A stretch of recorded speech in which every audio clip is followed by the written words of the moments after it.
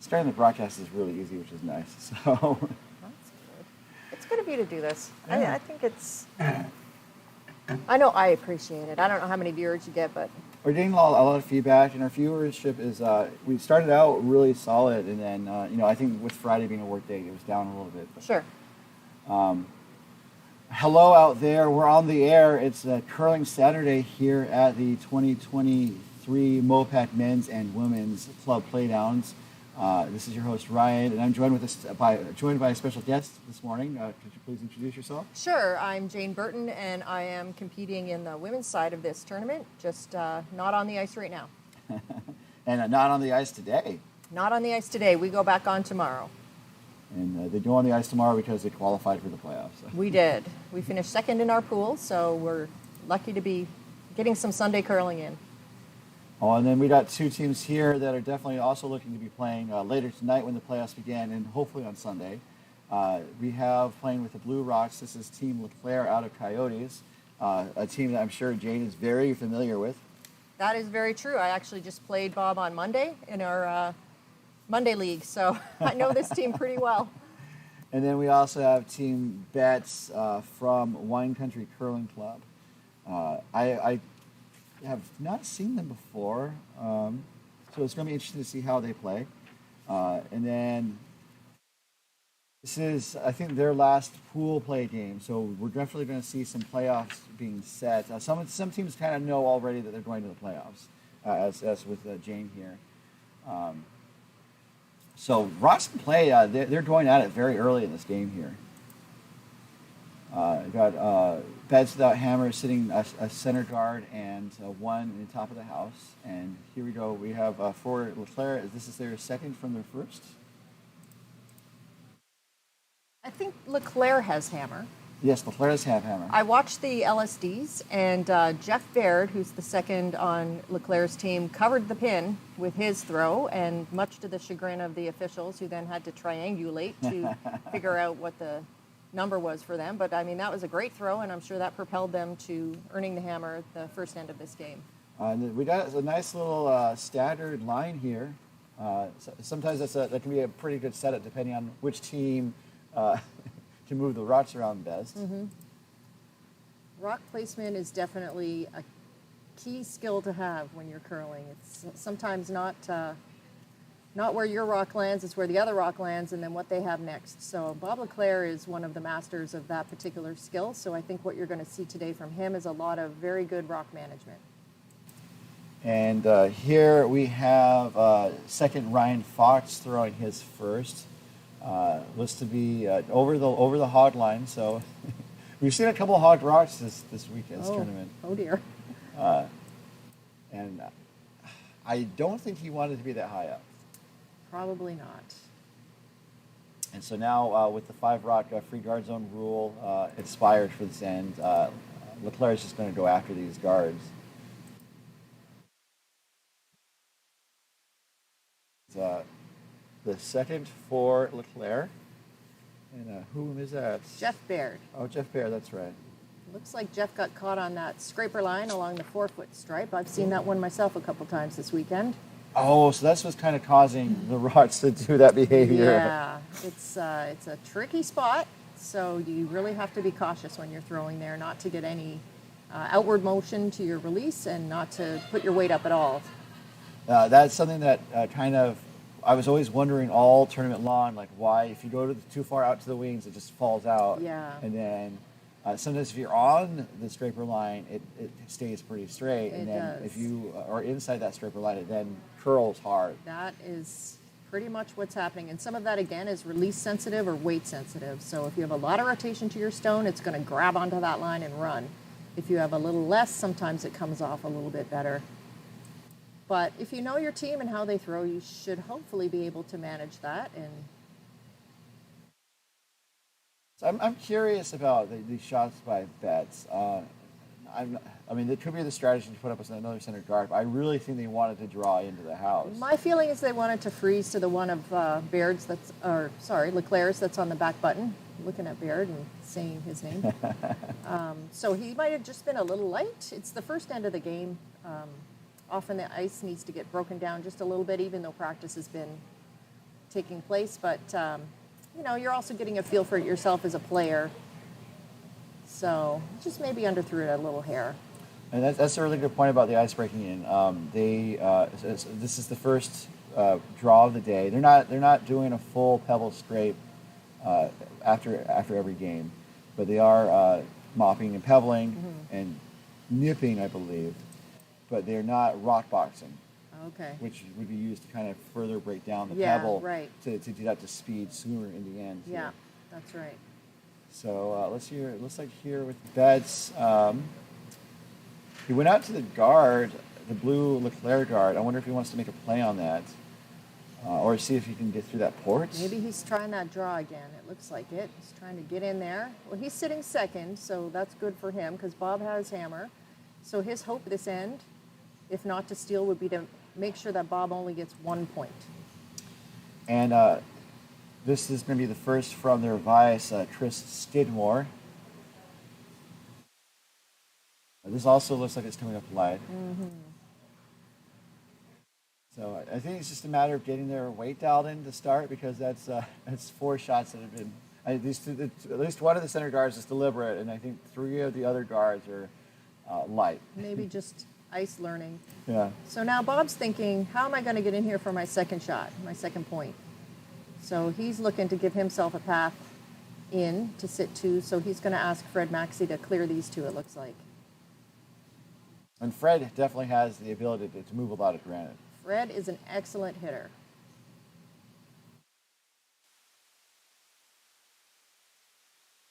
Well, okay, it is coming in nicely. Got 1. Oh, Ooh. look at that. Bob saw that, and we didn't. That was a nice shot by Maxey. He hit the double center guards, unlocked the one further back, and ran it into the house, and hit the yellow that was in the house. And Doesn't get much better than that. yeah, just an excellent play there. This is the second stone, I believe, coming from Skidmore. He was the 2022 champion team at the One Country Crush Bonspiel, playing lead. So he's got Bonspiel experience. That's also something that Oh, that is also a really good shot. that's something that Team LeClair has a lot of experience with as well. Some nice moving some of these rocks around. Yep. So now LeClair is sitting 1. And I was joking Thursday where the holidays may be over, but there's still a Christmas tree in front of this house. Yeah, that's true. Looks like there's a path open. Do you think he's going to be drawing here? Or what do you think he's doing? I think he is trying to come around that yellow one that's on the left-hand side of the screen, and in that way also protecting his blue that's a little exposed at the moment. Trying to get there first. Yeah, just kind of tuck a little bit around that yellow one and also make it a little bit less easy for the other team to get to the one that's at the back of the house. This is looking more like guard weight. This one looks like it's over curling a little bit, yeah. So it looks like the line would have been good if the weight was there. It would have, I think. It would have hit that break point a little bit later with a little bit more weight, and they probably could have held it past that curl. So it puts up another guard, so it kind of jumps up the front of the house a little bit more. It's still not an easy port, but it does look good from the hack. You have a nice clear path to where you want to be. So Now, would you want to, where's the miss with this shot? I don't know. You definitely want to be in the rings. Hitting any of those guards is not great because then you're going to close it off. My thinking is if you draw down to the blue in the shot, I mean, you're going to outcount it, and then it's going to be hard to remove, especially if it's a freeze. Yes, a freeze is perfect. I was going to say the miss might be a bit heavy because then you at least click it a little bit. Yeah. As long as you get off that top guard. Ooh. Oy, that's unfortunate. I mean, there's a positive there, but if you were scoring this, out of 4, I would maybe give it like a 2. I mean, you did make a shot, but there's still a potentially positive outcome. So like 2. I mean, I guess if you're like being maybe a true judge, or 1. Yeah, yeah. Because Well, I don't know. Now Bob's going to come around that yellow one, and then as the other skip, you're really trying to figure out now, how do I get there? But if Bob puts one top 4 right now, then the other skip is going to be scratching his head a little bit. that's a very good point. Because that port is still there. It's Yeah. just finding the right ice. That is right. Right ice and right weight. You know, it sounds so easy to say from back here. Not ever as easy from out there. So this is Bob LeClair's first with the hammer here in the first end. He was at the Briar. Yes. Wow. And actually, so was Fred Maxey. Oh, that's amazing. And not in the same year, but we once at our club counted up how many Briar participants we had as Coyote members, and there at the time were 5. Oh, wow. And that's pretty amazing. And the skill level of the curlers at Coyotes Curling Club is fantastic. And the other thing that's fantastic is how much time these players spend helping and coaching our newer curlers. Bob in particular works a lot of learn to curls and coaches a lot of new curlers on the weekends to help everybody become better curlers. And when you are a better curler, you want to continue curling. So that's a great thing for our club and for our sport. And speaking of really excellent play, Bob LeClair, that looks pretty textbook. Maybe just maybe a little bit heavier than he would have liked because it's right on the button. Just a shade, but still pretty good. Yeah. And then talking about the Briar, he was in the '93 Briar, which was, I think, the beer years. Yes, probably true. When the event was sponsored by Labatt. Yeah. And there's some infamous stories about, especially at the first Labatt Briar, where, at the Tim Hortons Briar, they give out donuts. They don't give out donuts, or they didn't at the Labatt Briar. Oh, he got by that guard. That's a great shot. Ooh. Good for him. That is a good shot. Facing a lot of pressure. He was facing 2. Yep. That was a must-make shot, and he made it. That was a good one. And so even if LeClair still, I guess, has. Oh no, I'm good.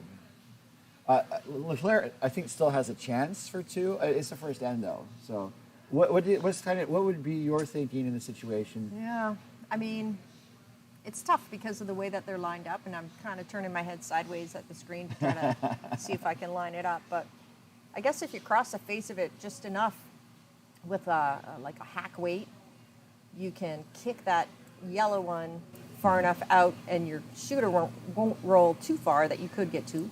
Yeah. So we'll see what Bob's got up his sleeve. I'd never bet against him, is what I'm saying. And I guess the worst outcome is you give him a single. True. So. And then you have 7 more ends to get that back. One of the keys to curling is patience, that's for sure. Well, I was talking with Jasmine last night, and one of the nice things about curling, and this has been a wreck on the guard. Yeah, just got that break point. So it looks like it might be 1 yellow. Looks like 1 yellow. So we'll maybe Good steal. Wait to see how they do the scoring, just because I don't like putting up run scores. That was a great shot by Betts. I think also during this tournament, people are kind of going at it in the first end pretty quickly. And I was talking about that with Sean last night, where it's like, sometimes, that's not uncommon.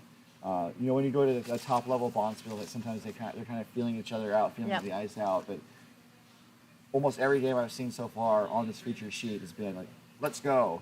Well, one thing that's new this year is this is the first year since I've been playing in the Club National Playdowns that it's been 8 ends versus 10. So when you have 10 ends, you have a little bit more time to kind of, like you're saying, feel out the ice, feel out the other team, play it pretty simple for the first end, even first 2 ends. But when you only have 8 ends, there's not as much racetrack in front of you. So you got to go right from the beginning and try to get points early and close it out. So you played last year, of course. It was 10 ends last year? It was. Okay. I was there, and I didn't feel like 10 ends. Yeah. Oh, it felt like 10 ends to me.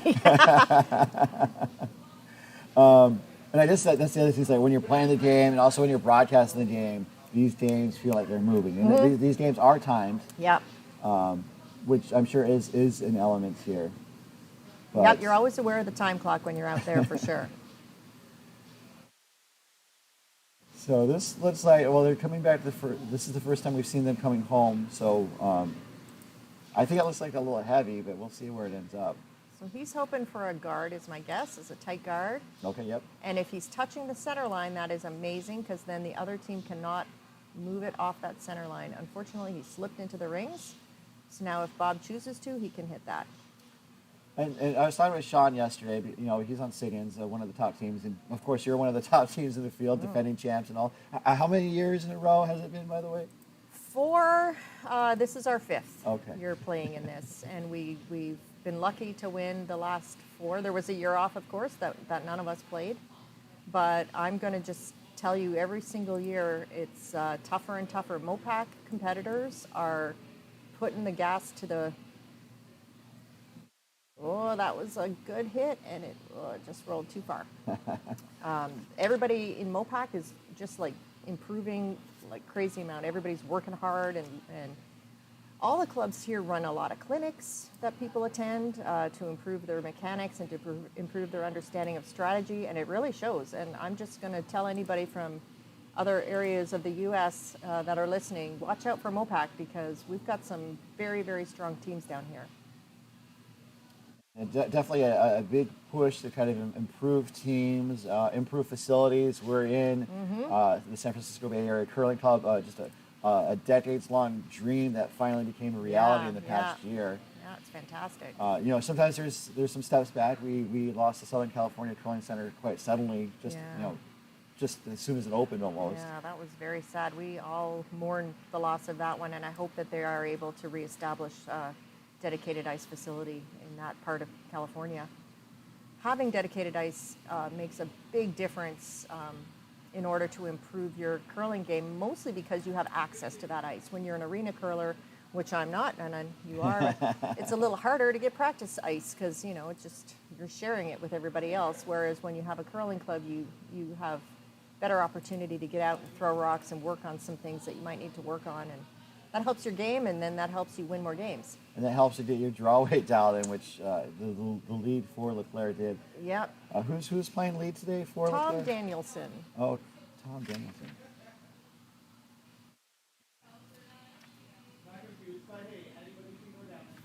I'm not seeing him on the bio sheet. Yeah, maybe he didn't give you any bio information. What do you need me to tell you about Tom Danielson?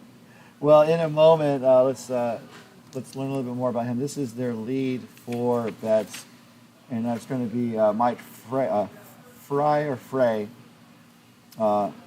It's pronounced like his favorite vegetable, the fry. That's very funny. So he has been curling for 5 years. Was at the 2022 MoPac 5 and Under. Was a B event runner-up. Was at the Barrel, which was the Wine Country's spring bonspiel. Finishing 4th place, and was at the 2017 Crush, which is the Wine Country's big wine spiel. They definitely go all out for that arena curling bonspiel event. So. There's Tom's stuff. Oh, that makes sense. Everything's alphabetical, but only when the pages are in order. Tom brings a lot to this team, not only his ability to draw to the forefoot on command, but he is an outstanding sweeper, and that is a great thing to have on your team. But Tom is also an integral part of the ice crew at the Coyotes Curling Club, so I'm imagining that he brings a lot to the team in terms of being able to determine ice patterns and how what the ice crew does affects what's going to happen out in the game. So it looks like Betts wants to at least clear that blue shot that Tom just threw.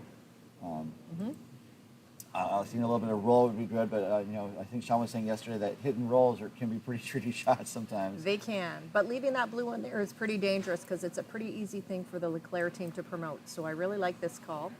Looks like they're going to get a roll. They're going to roll through the center, be exposed on the left side there, but got the job done. Got the job done. Took that away from Bob, and now he's going to try a hit and roll back. But that's also a side of the house I don't think LeClair's been on so far this end. That's true. So we'll see if it's got that straight spot out here like you and I were talking about a little earlier. I didn't see the spot as bad coming home. It's definitely coming away where it was more noticeable. I don't disagree with that.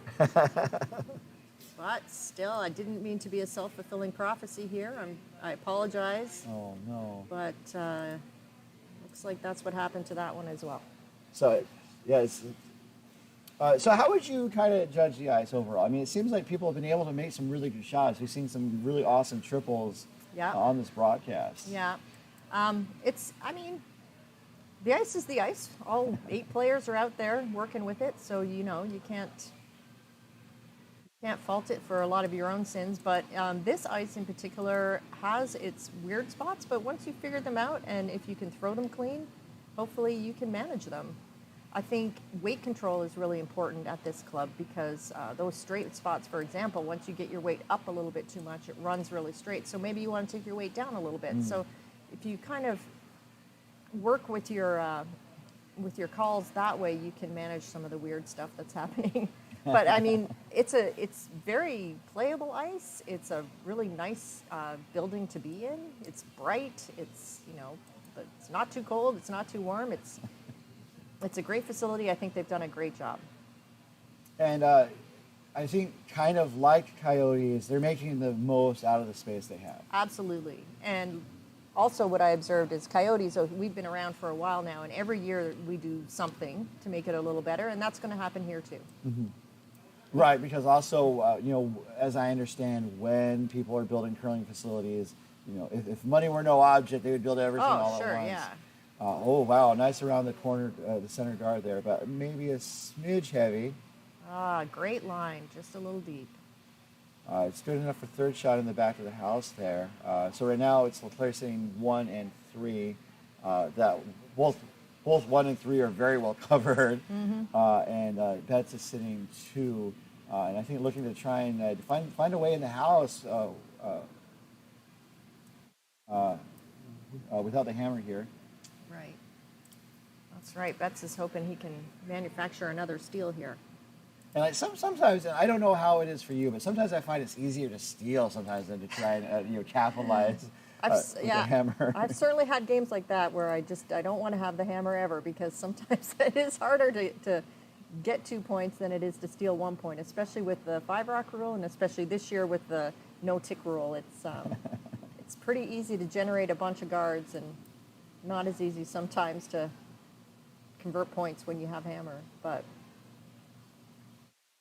So this is turning into a bit of an interesting end. I mean, LeClair's got one in the pocket, quite literally here. Yeah. But for LeClair, how does he generate multiple points? Well, I think he's trying to get another one of those hit and rolls that we talked about. If he can hide another one behind that pile that's above the tee line, then it's going to be hard for Betts to get in there. But unfortunately, that one just ran a bit straight.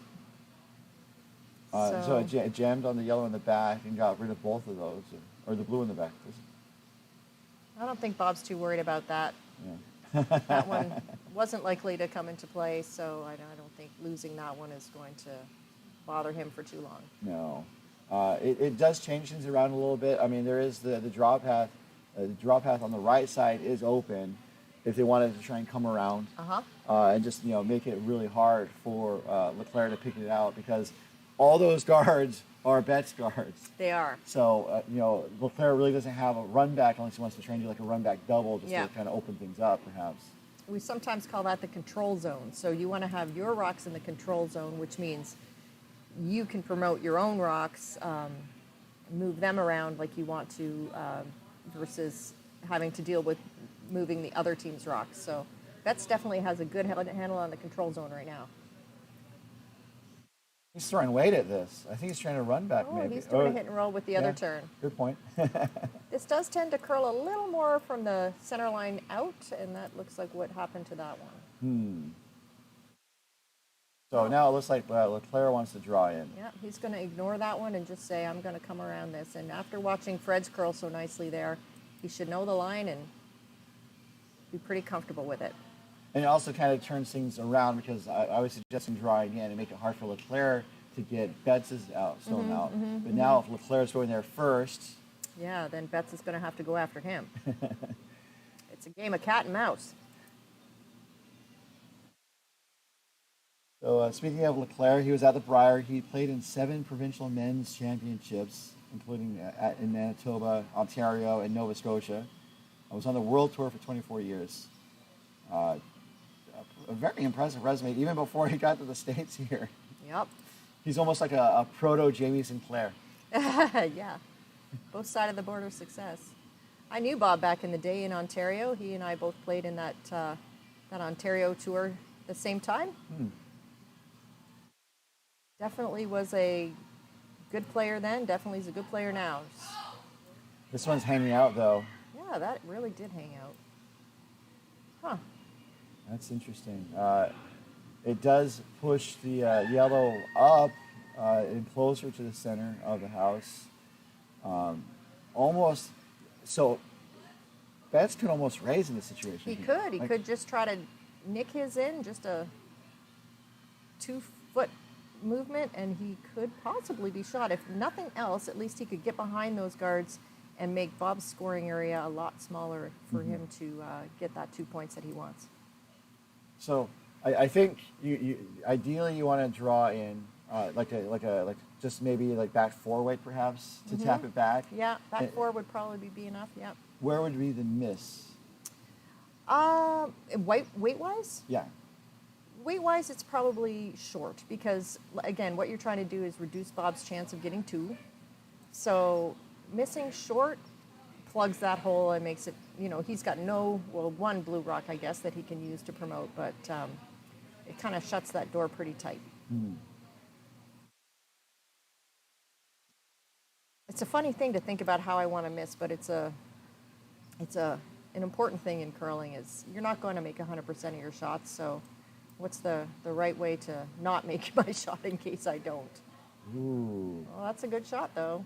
That's a good one. He almost made it through that little skinny port. I don't think that's what they were planning on, but there you go. That's how you miss.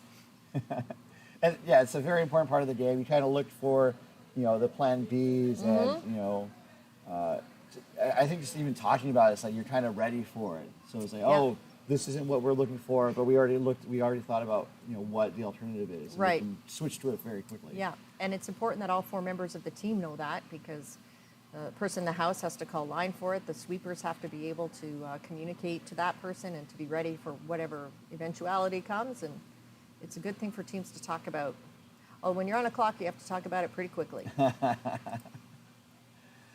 So as you can see in the background on the right side of the screen, there are clocks. This is a timed event. This is an event that leads to a berth to the national championship. So we are playing with competitive rules. We got those.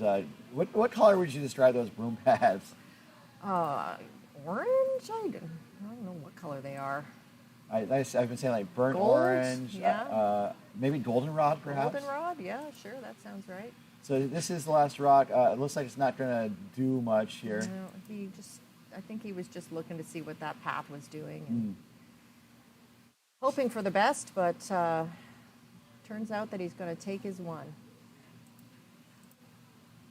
Well, that was a great end played by Team Betts to keep their rocks placed in the way of what LeClair wanted to do and forced LeClair to make some really good shots, and turned out for Betts. So we're going to go around the rings in just a moment, and we'll introduce the other teams that are playing. This is the 2023 men's and women's MoPac Club Playdowns. So one of the nice things about being at San Francisco Bay Area Curling is that they do have overhead cameras on every sheet. That's also how we're timing. Lots of rocks in play on sheet 3 and also sheet 5. So some pretty messy houses so far on at least half the games. Yeah. That was a nice, almost close to a nice raise there on sheet 3. Oh, really great angle. So let's really quickly introduce the teams and see if their scores. The scoreboard graphic is not up to date, so we'll get back to that. But on sheet 1 is Team Horseman from Coyotes playing with the Red Rocks. They stole 1 in the first, and then there's a blank by Team Tate. Curious about why it says Horseman has the hammer there. I don't know.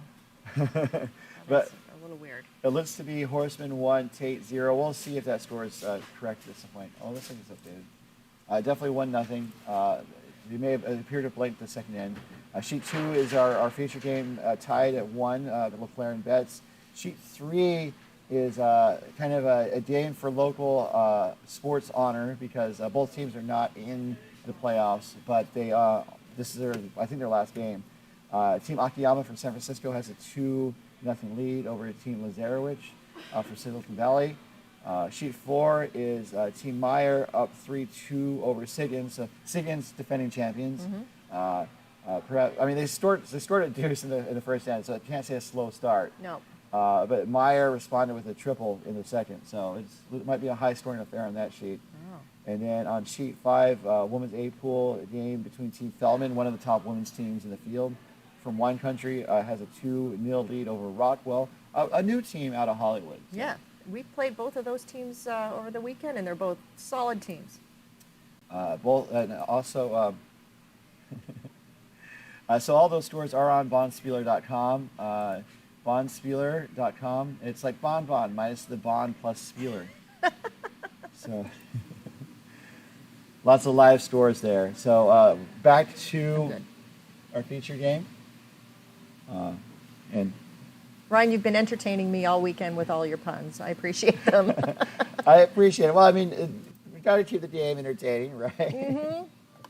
Although I don't engage. Well, I mean, also if you watch the TSM broadcast, you know, Vic and Russ are definitely big on doing puns. Yes, that is for sure. Keeps you chuckling. And it's also crazy. I'm sure you've been to a world event where they have the TV feed. You can buy the headphones. Yep. And like it's kind of funny. I was at the Continental Cup in Vegas, Uh-huh. and you know I think half the audience has the headphones, and so when Vic tells a joke, People laugh. people are laughing in the But arena. you don't know what they're laughing at. Oh, that's funny. Yeah. It's kind of an interesting shared experience where only half the people get the joke. I gotta say, it's almost to curling's detriment how good the broadcasts have become, because you are less tempted to go watch it live because the feeds that you get at home are so good and so plentiful. Like between what you're doing here, Ryan, and Curling Stadium and Curling Canada and USA Curling broadcast a lot of their stuff on their web pages or on YouTube, and you know it's just an embarrassment of riches for a curling fan to just stay at home and watch whatever curling they want to watch whenever they want to watch it. Right, and also like, the curling season is so long now, especially if you're a competitive player. That's true. Where like no, before it used to be like October, and then if you're in Canada, provincials playdowns were over in January, so Yep. your competitive season could be over in Could January. be over, yeah. And now it starts in August and goes through April and Yep. May. Yep, it's long. It's a long grind for those curlers. So, But as a curling fan, I'm not going to complain. Curling to watch all the time, it's great. well, especially since I mean a lot of the coverage is available for low cost, Yes. which is nice. Yeah, that's true. The World Curling Federation has launched a platform where they're asking people to pay. Mm-hmm. I'd rather not pay, but Yeah, I understand good. why they're asking people to do Sure. so. Yeah, I mean, somebody's got to fund the technology and everything. I get it. So, sixth row to the end here. Betts is looking to start clearing some of these guards, which I don't know. I mean, do you think clearing the guards is a good call at this point? Well, it's interesting because this is a flip of last end where we saw Betts had all of his rocks out front, and now LeClair has turned the tables on that and gotten a lot of his rocks in the front. So maybe that's just making Betts pause a little bit and think, well, I want to get 2 points this end, so maybe I need to clear it out a little bit. Yeah, it looks like a pretty good shot, though. It was an excellent shot. Now the center is clear. There are still a couple of corner guards, but when you have hammer, corner guards they're your friend. Well, and also one of the center guards kind of rolled over to cover a shot stone. Yeah. Well, now Bob's trying to go around that particular corner guard, and if he does, he'll have something that's undercover and in front of another stone, which is a good situation to be in. So here comes the shots from it's Jeff, right? Yes, that is Jeff. So looking for were they putting the guard back up or were they drawing around at this point? I think they're coming around it, or I think that was the intention. Maybe Jeff needed just a little bit more on that one. Yeah, it looked like a good line. It was a great line. It was a perfect line. Not even Tom with his sweeping strength could drag that one another 5 feet. So now for bets, they have two, but there's a lot of space in the center of the house. Yep. What do you think the approach will be for Betts here? Well, it looks like Betts is going to come around this as well because he figures if he doesn't, then Bob's going to beat him to it. So he'll get around there and try to make Bob chase him versus let Bob decide where he wants it to go. So let's see what the line is on this. How you doing here, Rock? Oh, looks great. Line is great. If they can just curl that a little bit, I'd get that Now sweeper finish. on it. Yep, go, go, go. Good finish. Tuck it in there. That's a great shot. Wow. Really good shot. And one thing I was talking about with Sean is that when you're golfing, you could golf with one club, Yeah. a 7-iron or what have you and stuff. Yep. And some people who curl sometimes just have like that 7-iron. You know, if you have a good draw weight, Yep. you can go pretty far in this game. That's true. However, when you are playing against a top level team like you or LeClair or Siggins, they have a lot more clubs in their golf bag. It's good to be versatile. And so here is a situation where they're throwing up weight. I think, are they looking to maybe take out the yellow that was just placed? It looks like that's what they're looking to do, but it's just a little low weight. I'm not sure. Okay, so to your point where you said, how do you miss this? Getting rid of that guard is the right way to miss it. Mm-hmm. But now Betts can put the guard back up. He could. Talking about clubs though, like if this was an arena ice game with rec leagues, which is my game. That's your wheelhouse. You could come into the house, maybe full 12, just put one maybe freeze it right on top of there. You could. On top of the yellow that's in the top 8. People can't see where I'm pointing. Yeah, I get you. However, LeClair might have a club in his bag where they could double that out, perhaps. So. I think I wouldn't do that with Fred Maxey getting into the hat next. He's, as I said earlier, he's an excellent hitter. So I think that that would be something he would love to see. So Betts is choosing not to do that.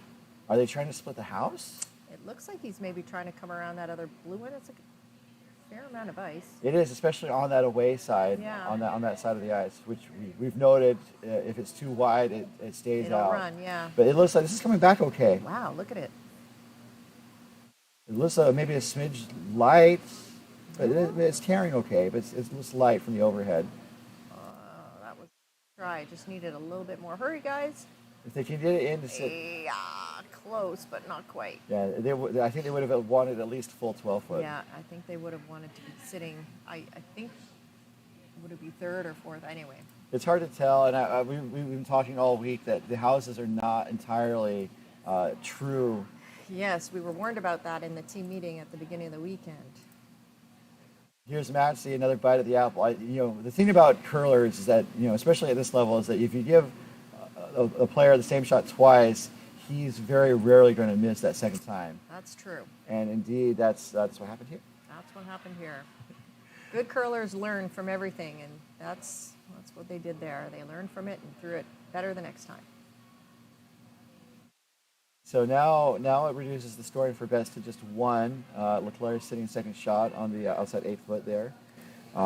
Looks like they're going to try the draw again.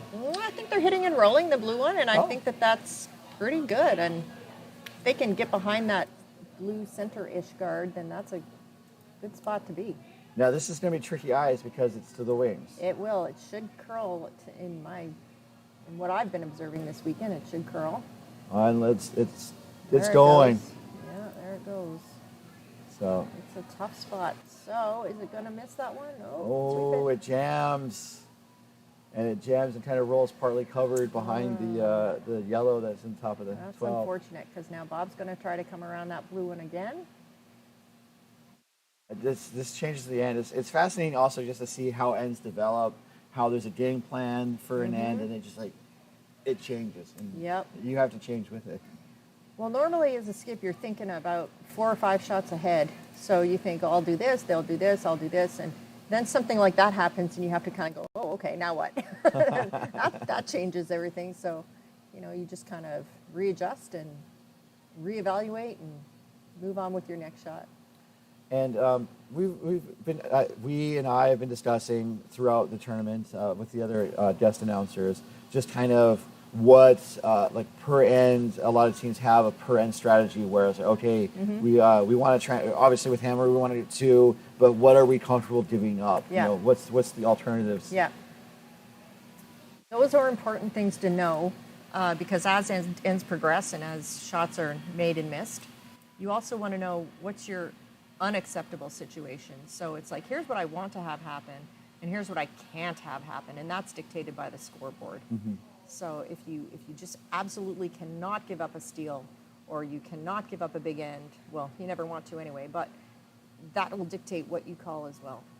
So this situation with bets, I mean, it was setting up for I would say a high probability of a multiple point score, and now that LeClair is setting 2. Yeah. And so, I think it kind of goes back to the plan B. It's like, what are you comfortable giving up here? Right. I don't think he wants to give up more than 1 point. No, he definitely does not want to give up more than 1 point.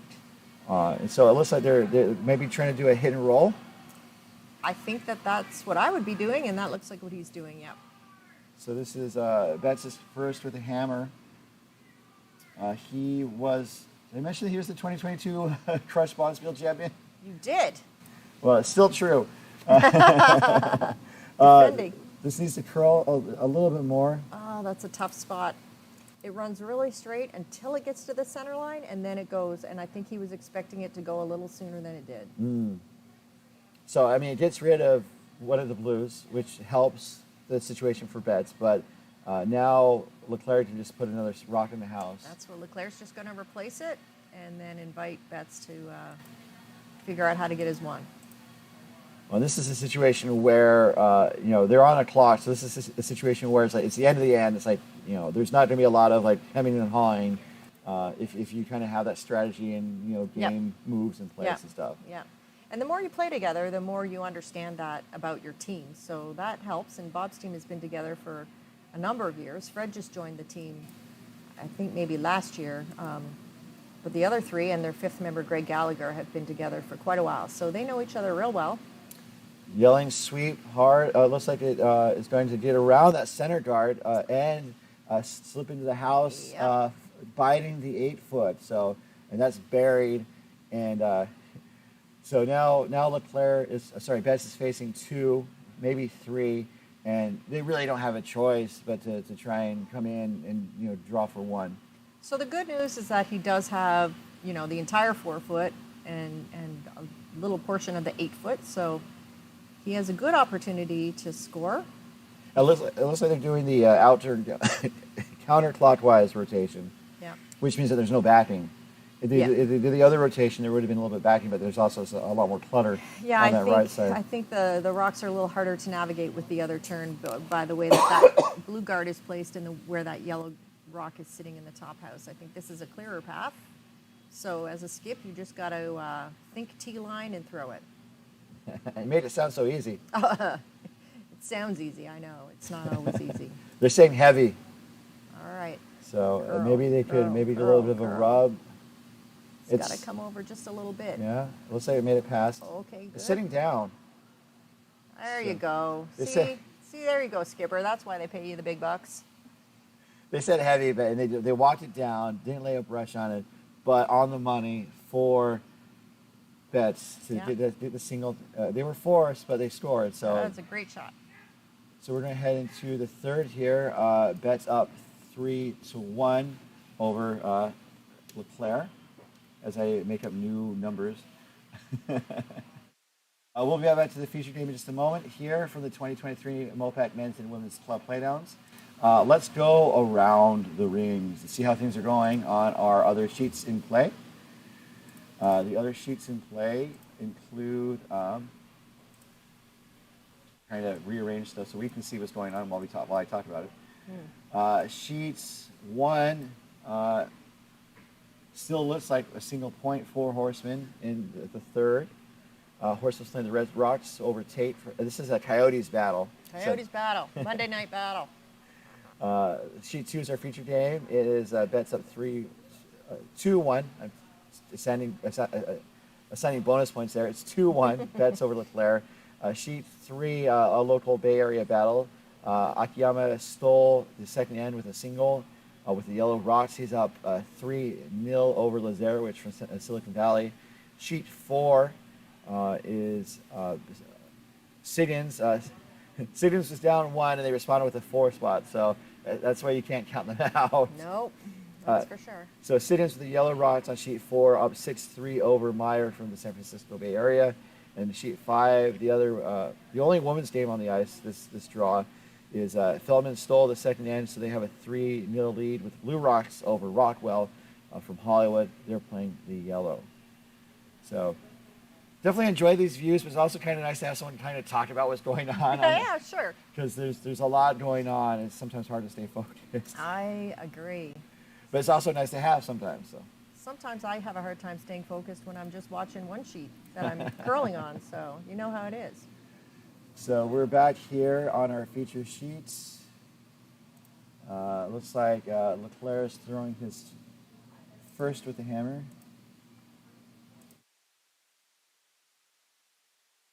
And looks like a guard.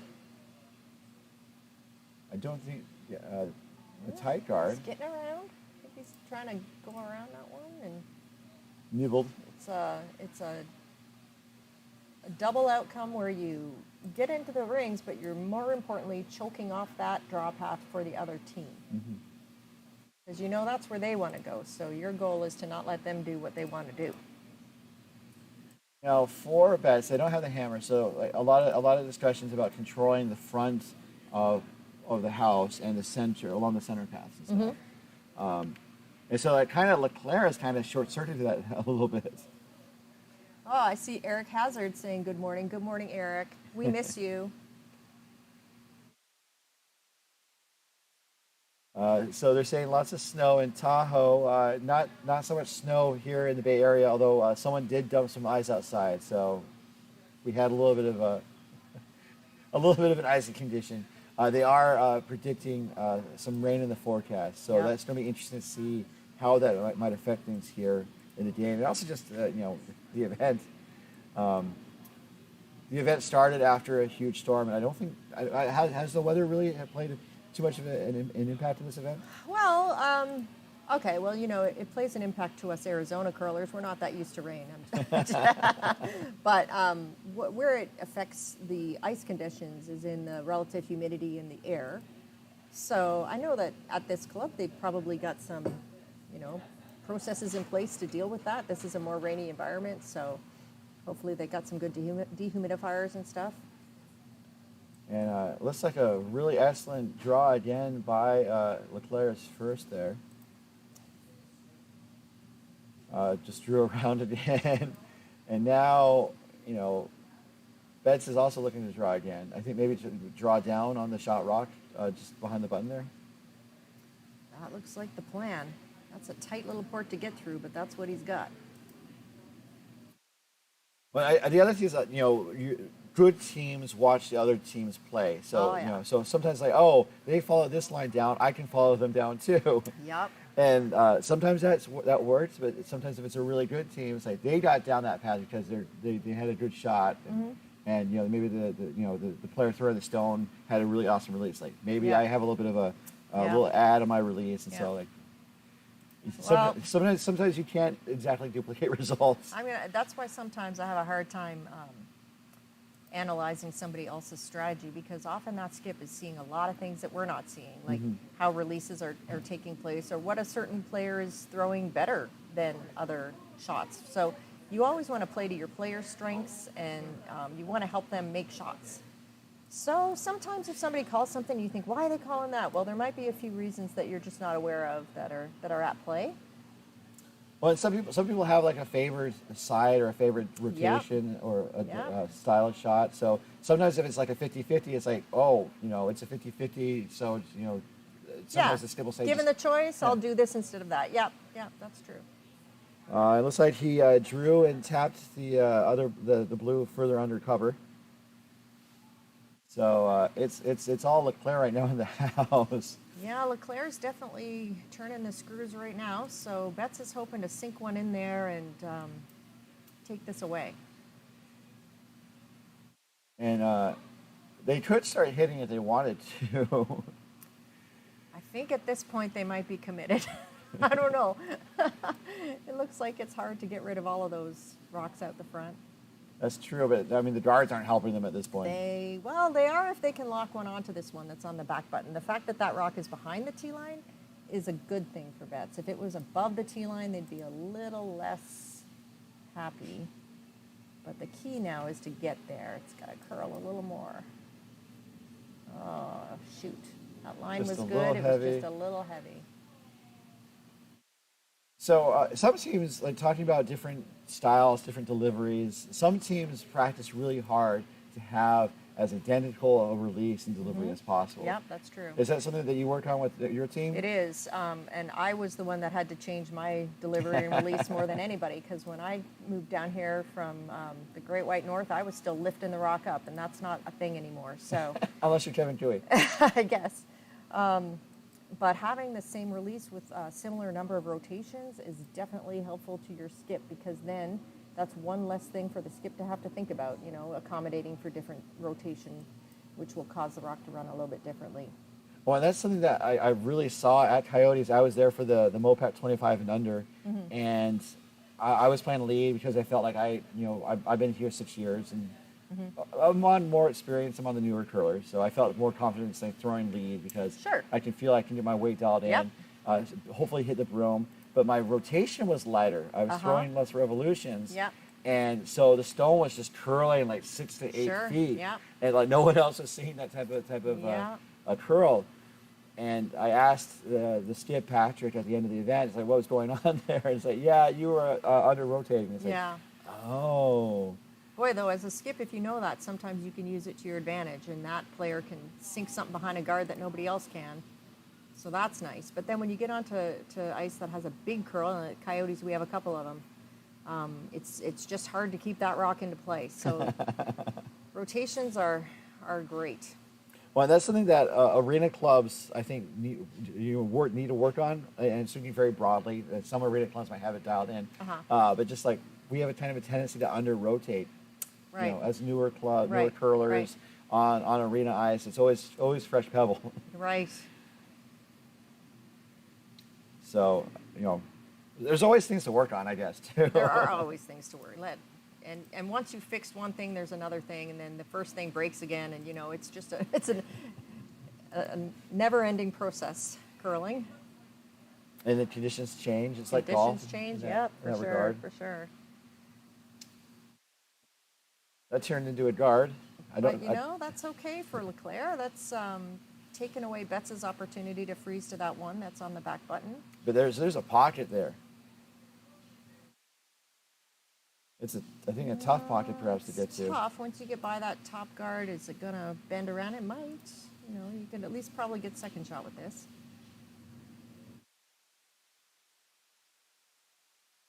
Well, and Betts is leading by a point, but it definitely doesn't look that way just based on how this end is playing Yeah, out. this end has been a little bit blue.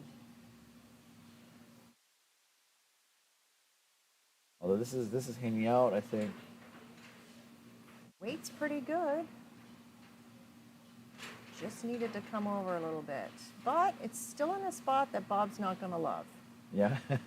Does it like yeah? What would you do in this situation if you were Bob? Well, I would want that rock to go away. Because yellow could run it back in. They could do all kinds of things with that rock. So Bob might look at just throwing a little chip and roll. There you go. And he's touching the forearm, which on my team means control, which is like a down hit weight, lighter weight. Do you want to stick the shooter? Well, you'd like to flick it a little bit behind that blue guard so that the other team doesn't have the chance to try that again, because as you said earlier, sometimes the second time's the charm. Looks like it's over curling maybe. I think it's going to crash on the blue. Oh boy. So that's not the exact outcome they were hoping for. And it opens up the path to the button a little bit more. It does. Yep. And now they also have a few options if they choose to throw another draw or a heavy draw even. And if it runs straight, they can kind of come off the inside of their own and ricochet in there. So options are always good when you're calling a shot. Would you want to do the out turn or the in turn? Definitely the out turn as a righty. See, I'm a lefty, but I always think of out turn and in turn for the right-handed curlers very easily because that's what I mostly play with people that are right-handed. Good point. I've started during this broadcast saying, out turn counterclockwise Yeah. or in turn clockwise, just because if you're a lefty, it's opposite. Well, I'm here to tell you us lefties are so used to accommodating you righties that it's just fine. We know what you mean. It's the world we live in. Well, also when you're a skip, like things are like everything's also backwards in terms of like. That's true. That's true. So let's see what happens with this one. He's got some good weight on it. Yeah, looks to be maybe hack weight almost. Bend over a little bit. Close to board weight. Going to get one. He's got that redirect. There you go. Wow. See, that rock was his friend. That's why Bob didn't like it there. And it only bumps the blue to the back 8, so there's a bit of a backstop. Yep, that So- was a really good outcome. And there's not a double there. No, that's too flat to be a double. So Bob's just looking like he's going to try to draw in and tee himself up, something up. Sometimes it's a setup shot, and that might be what this is.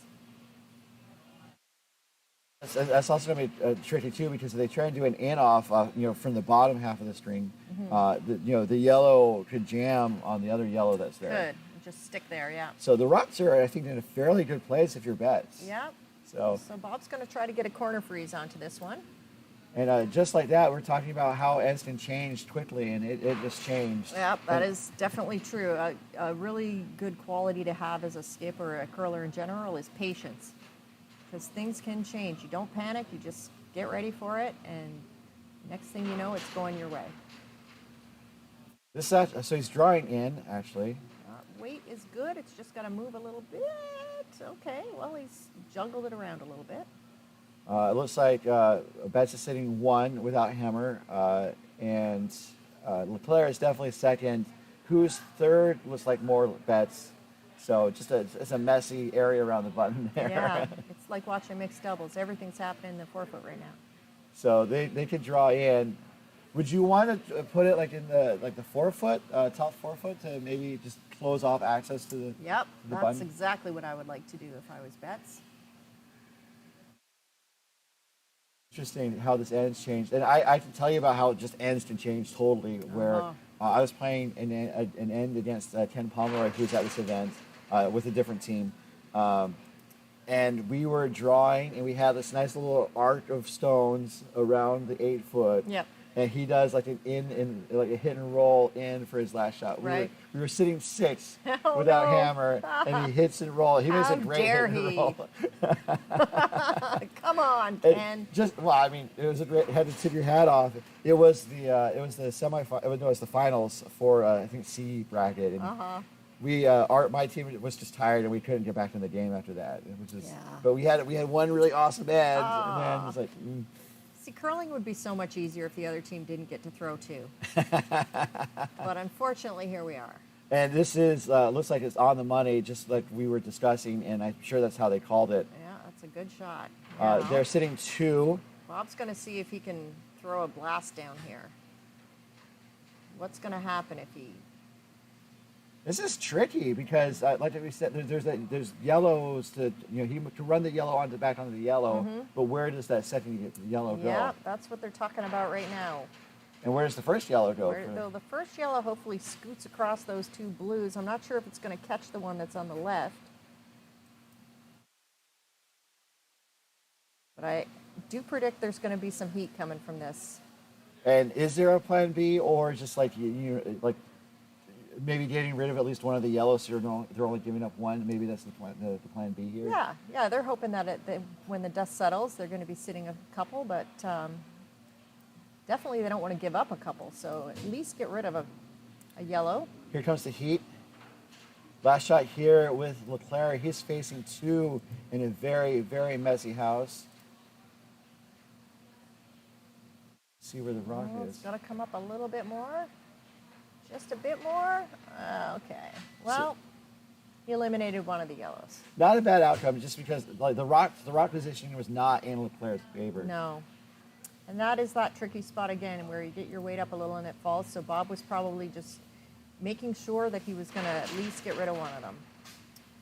So LeClair carries the hammer into the fourth end break. We can mute. Awesome. So Jay's going to lead us briefly. We are in the fourth end break. We are taking 5 minutes to kind of take a breath, a breather. They get the break. We're going to keep working here a little bit at the 2023 MoPac Men's and Women's Club Playdowns. Let's take a quick look around the rings while they are doing their break here. So it looks like Daryl Horson's got a game going on here. There's a button on the side there. No. There. Oh. Yeah. Awesome. So it looks like Daryl Horson, he's been having trouble getting scoring in these games, but it looks like he's got something figured out this game. He stole the first. There's a blank in the second. He stole 2 in the third. Blank in the fourth, and they're at the fourth end break, up 3-0 over Team Tate. Horseman playing with the Red Rocks. Sheet 2, our feature game. You saw Bet stole a point, so take a 3-1 lead over LeClair at the break. Sheet 3, looks like they're at the break. Haven't posted the score yet, but Akiyama was up 3-0 over Lazarowicz. Akiyama with the Yellow Rocks. Sheet 4, looks like they're underway after the fourth end break. Sidians is up 7-3 over Meyer from Bay Area. Sidians was down. They got a 4 spot in the third, added a steal of 1 in the fourth. So Meyer looking to get back into that game. And on sheet 5, Team Rockwell got on the board with a single in the third, and they are playing, looks like Last Rocks here on sheet 5 in the fourth end. Feldman, Blue Rocks up 3-1. Feldman's sitting 2 right now as well, and it looks like she's coming down to throw again.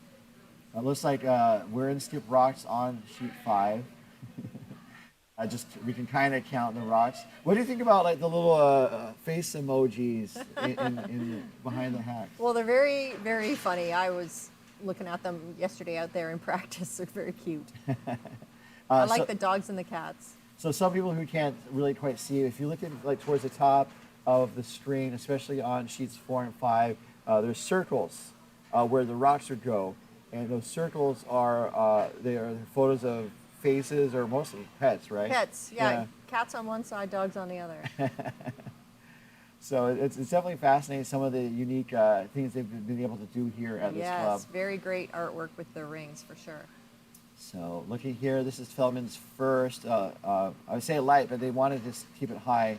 Oh, I think that's a great shot that Katie just threw. Yeah.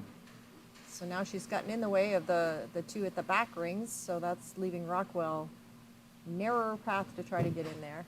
However, if Rockwell were able to succeed in drawing to the pocket, it would be really hard for Feldman to get multiple points. Definitely. I think Feldman would have liked to have been a little deeper on that one, but it's not bad. And it really definitely forces Rockwell to make sure she has her draw weight. That it does.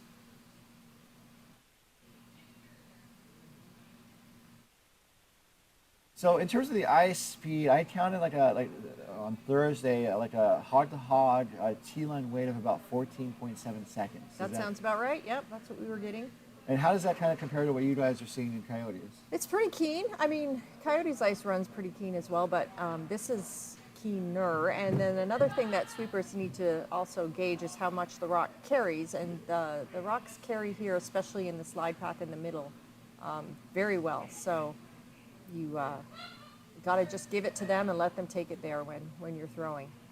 So Rockwell, it looked like the shot was definitely a little heavy. It went through the house. I don't know if they had the right line though either. Yeah, it really tracked out there on the wings too. So now Feldman is sitting 2. 2.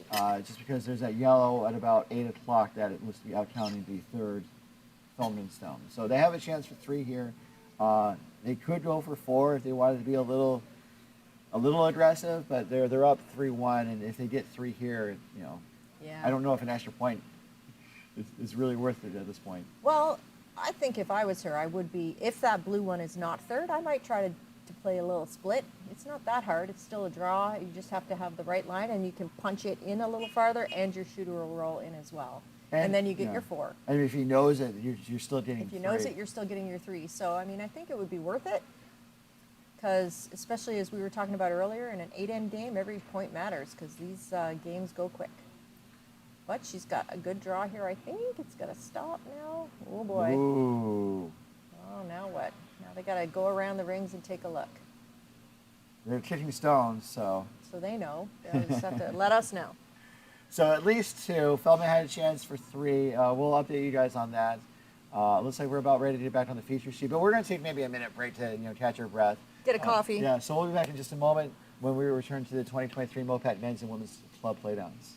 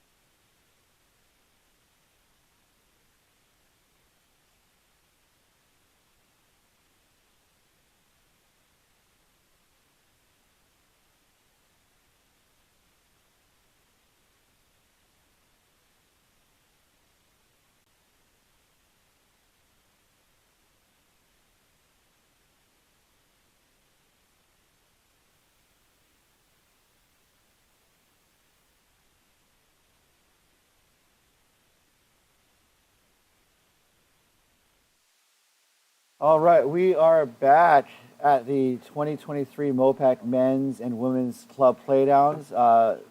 Back, Rocks and Play underway here in the 5th end on our feature sheets. LeClair is chasing just a little bit. I mean, it's a 3-2 game. It's been very tight so far. And I'm joined again by Jane Burton. She's the skip of the defending women's champs of our region, Team Burton. You ever think about having like a fun team name? We do have a fun team Oh, name. that's right. I forgot. What do you mean? Monsters. Yes. You're among the few that has a unique team name. So I'm a big believer that curling is a 4-person sport, and the fact that we name our teams after the skip is crazy. So we named ourselves a different name altogether because it's 4 of us out there. And you have a mascot too. We do. Our mascot is a squirrel. His name is Rocky. He comes with us everywhere. So it's fascinating. Like curling is supposed to be fun. I think that's the thing that sometimes people forget. You know, the thing about curling is sometimes you win and sometimes you lose, and if you're not having fun, then really why bother? I mean, so yes, have fun, and curlers are wonderful people. So you enjoy meeting these great people. You have a good competition. You know, hopefully you make a few shots along the way. But at the end of the day, if you just need to have fun and enjoy it, that's what keeps us all coming back. Yeah. Mike saying T. Burton has the best team, the best women's uniforms. Thank you so much. I think Team Fleming's in the running for best overall uniform. I think we paved the way for Team Fleming, and they may be overtaking us for the most notable team uniforms. For those who may not know, Team Fleming is wearing, shall I say, very outlandish team jerseys that are in the style of a plaid, red and white business suit, as made famous by the notorious sports broadcaster and former coach Don Cherry. Yep. And I was talking with one of the members of Team Fleming last night, and they worked really hard with Dynasty to get the pattern just right. And it has paid off. They have us talking about it, and yeah, we love it. We are going to be sharing team photos. I'm taking the team photos right now. I'm going to share them to the Facebook group, and so you guys will be able to see for yourselves at some point how loud, as it were, these Team Fleming uniforms are. So it looks like they tried to draw around the center mess, and they crashed on a high corner guard. Their first stop for Team Bats here. Oh boy! And so I got to start paying attention to the game again now, don't I? It's tricky sometimes. Jeez. Especially we're changing camera angles when I can. Okay, so this one's much better, but that corner guard wasn't there anymore. So it outcounts one of the LeClair, but it's pretty open. I don't know how open you think it is.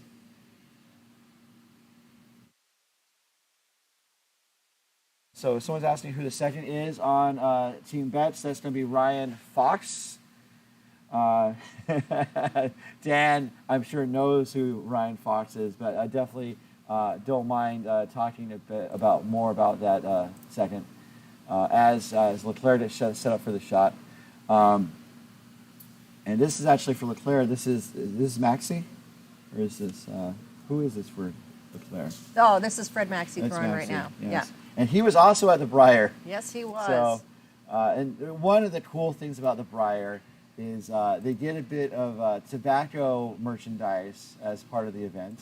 And I say that jokingly because it started out as tobacco. Briar, yeah. Started out as a tobacco-sponsored event, and so the teams would get Purple Hearts, which was the kind of the branding that was used for the crest. Yeah. And so to get a Purple Heart in Canada is quite an accomplishment. It's the pinnacle. That's what everybody's playing for. And I would be remiss to not tell you there's another guy on the ice right now with a Purple Heart, and that's Gary McKnight on Sean Tate's team. Oh, wow. Also a Briar participant from days gone by. So we've got all the hardware out here. It's fascinating. And then, and then you talked about the Scotties. The Scotties, you get patches and you get jewelry as well. Yeah. And it's kind of getting the jewelry at the Scotties. Obviously, I will never get it. It's okay, me neither. It sounds like just like a fun, touching moment for the players. Yeah, it's something those players treasure for sure. Because you get a ring, right, for your first, and you get like one inset redstone. Those rings are if you medal, I believe. What the participants Oh, get are necklaces. necklaces. Right. And the necklace has a charm that has the heart. Yes. And then you get... those get some diamonds in them as you participate. And if you're somebody like Colleen Jones, you get also a tennis bracelet. And they have to figure out creative ways to continue to reward you for getting to the Tournament of Hearts. And it's just a great tradition. The jeweler that does it has been a sponsor of Curling Canada and that event for years. And I think I'm sure if you're the jeweler, it's a great way to kind of get yourself established. Sure. Well, yeah. And if you're a curling lover, you love to support the sport. Yeah. So LeClair is thinking it's over. What is there to think about here? let's see. What are we talking about? So So they're thinking, what does the other guy have? That's what's in their mind right now. Yeah. What's Betts going to throw? And how do we make that more difficult for him? So they're just examining everything, taking a minute to... LeClair's sitting 2, Betts is 3rd, and Betts might have an angle to raise their 3rd shot right now toward the may. button, especially because that's what happened 2 ends ago. So maybe LeClair's started thinking about maybe that. he's remembering that. Yeah, he's got a good memory. And so for LeClair right now, though, they've chosen to go on the other side of the sheet, maybe to perhaps draw around, or maybe do a raise of their own, maybe kind of raise first.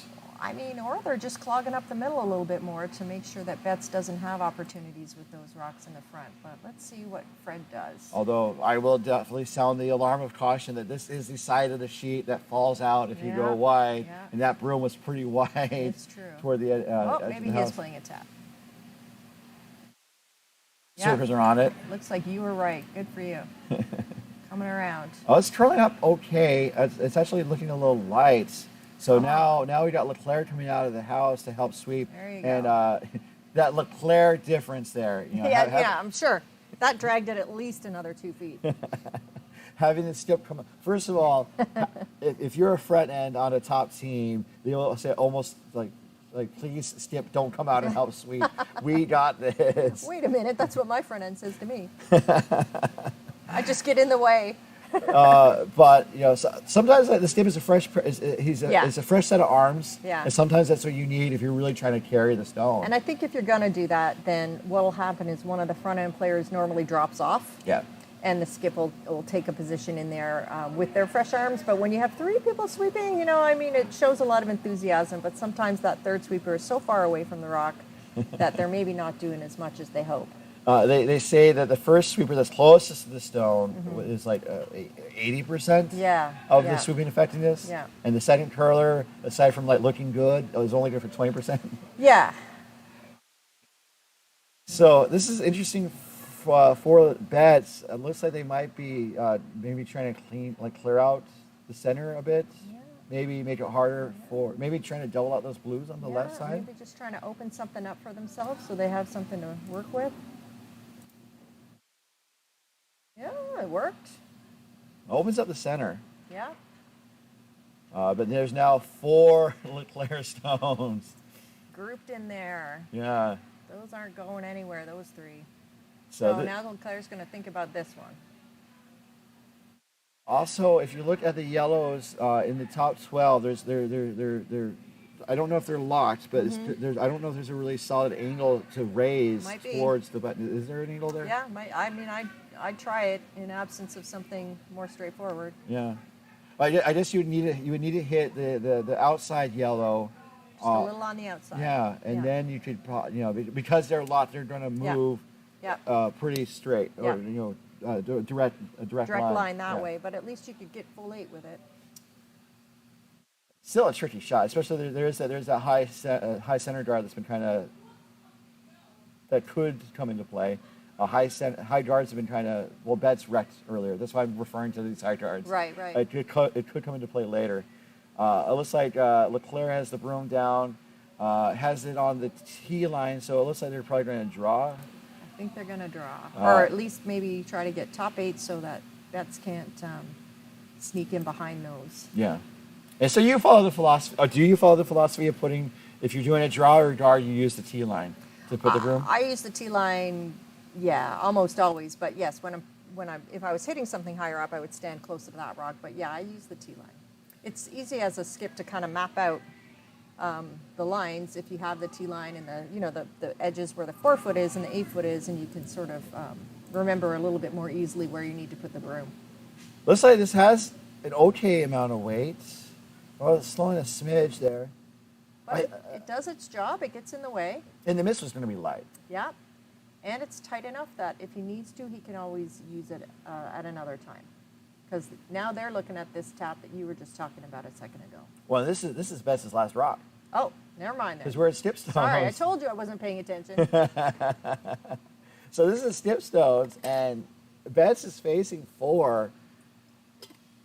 And, LeClair has a chance to score a non-Montoya. Non-Montoya.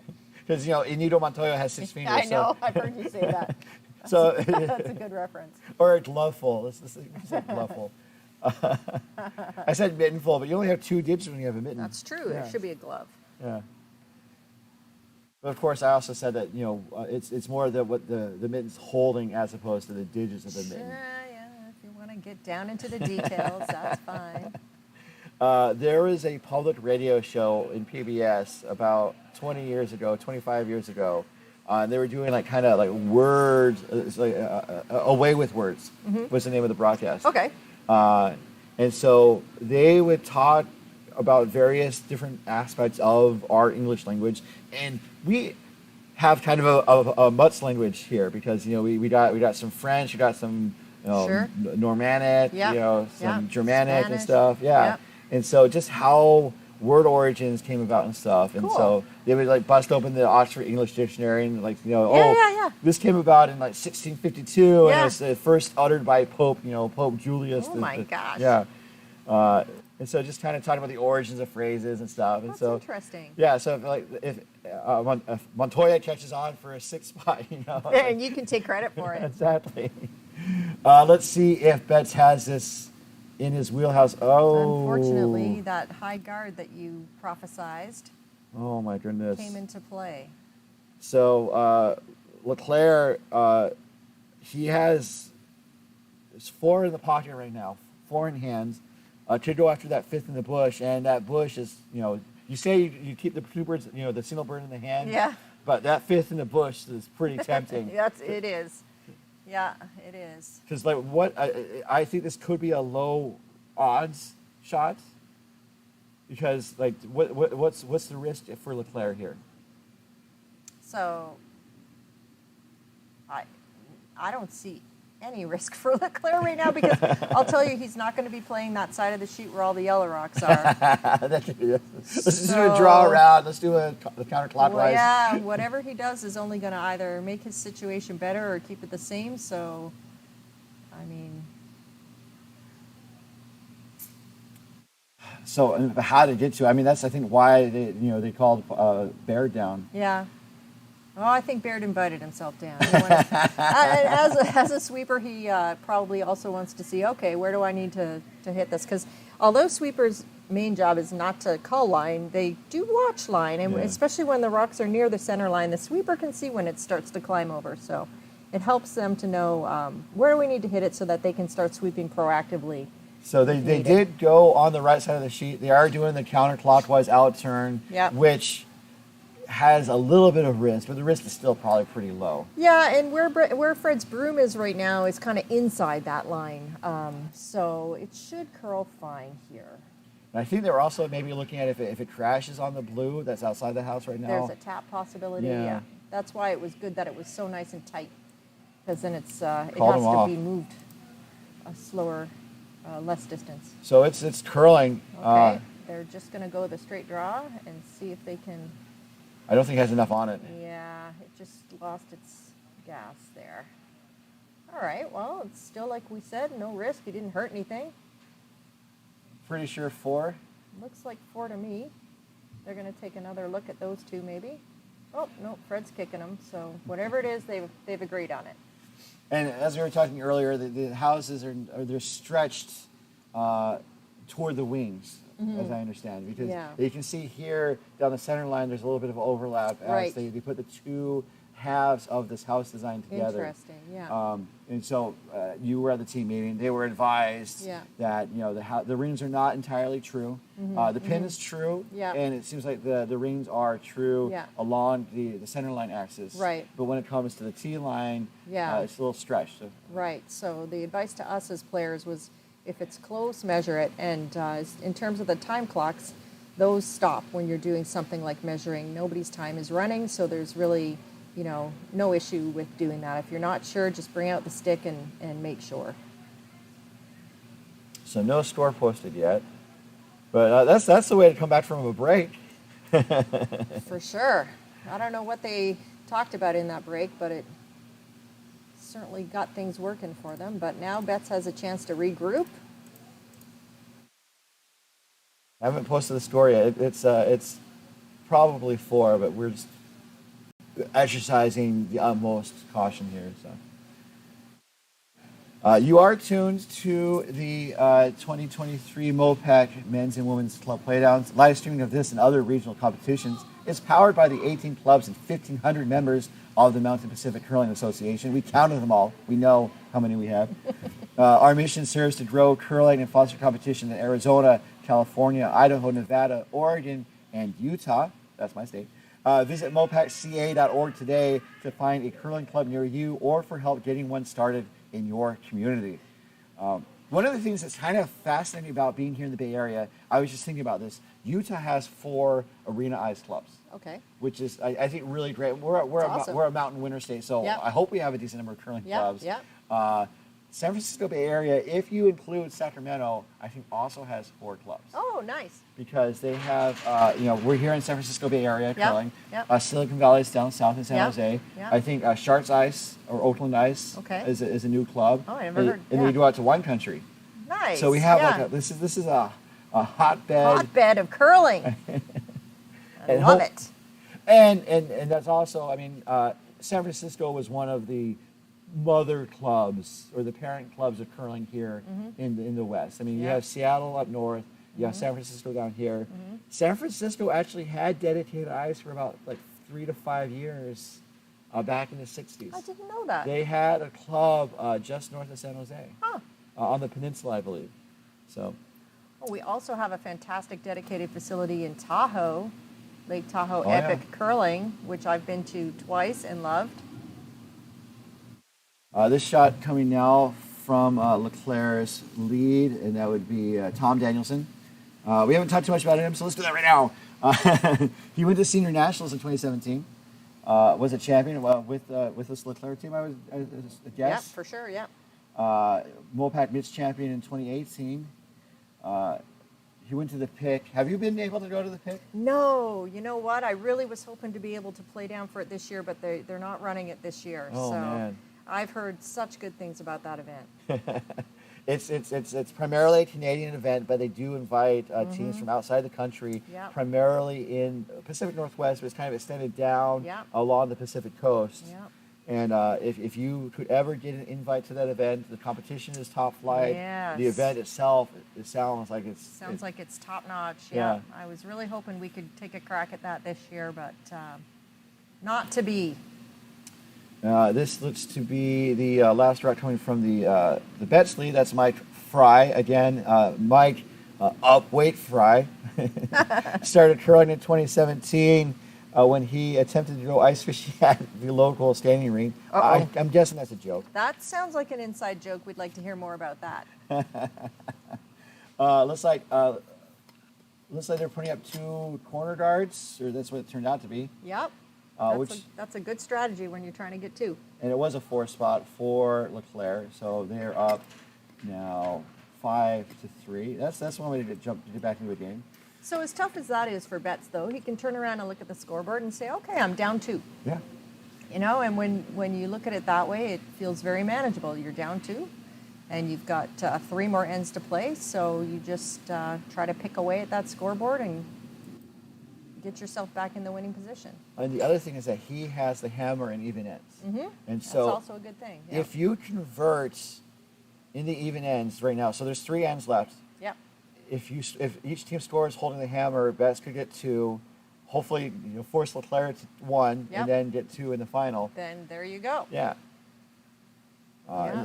It's also possible that you could blank and just maybe try and force LeClair, but I think forcing LeClair is like trying to stop.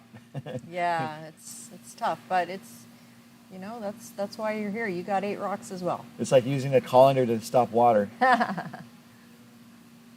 This is the second, Mr. Ryan Fox. The front end has team nicknames, and I don't know why the back end. Back end needs to pull up their game a little bit here with their bios. So switching views here. Okay, so he was able to kind of whittle his way into the house.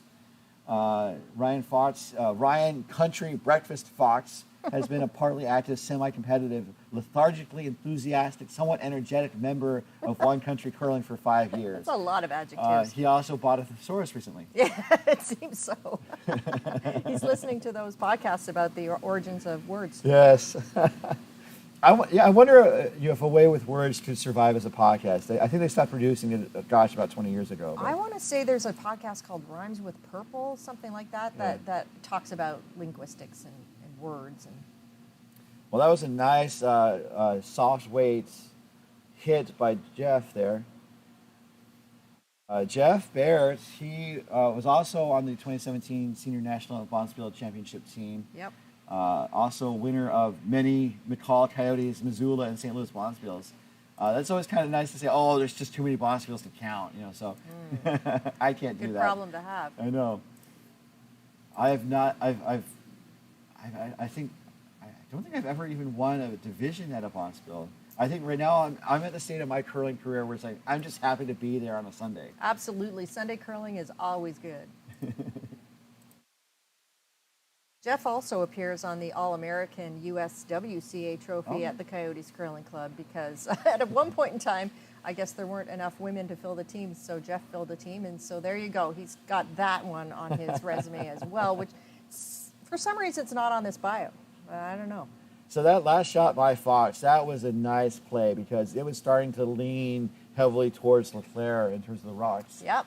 And starting to look a lot better now. Yeah, and that yellow is undercover. It's out counting the blue in the 12-foot, one side of the 12-foot. But let's see here what, this is Maxie's first, yes? Yeah, Bob's pulling out his secret weapon, the Fred Maxey hit, and trying to eliminate that rock because his job right now is to make sure Betts does not get to this end. That's his goal. So mission accomplished. They lost to the other blue that was on the 12-foot, but that blue was not likely to come into play. It could. Never say never. Never say never. But for LeClair right now, actually, the fewer rocks in play, the better. Although it does kind of open up the possibility of Betts blanking. It does. But it's going to be a tricky situation because I think Betts is going to try and get a 2 here. And the 2 is still very much a possibility. Sure is. And this is going to be Chris Skidmore's first. He's been curling for 4 years.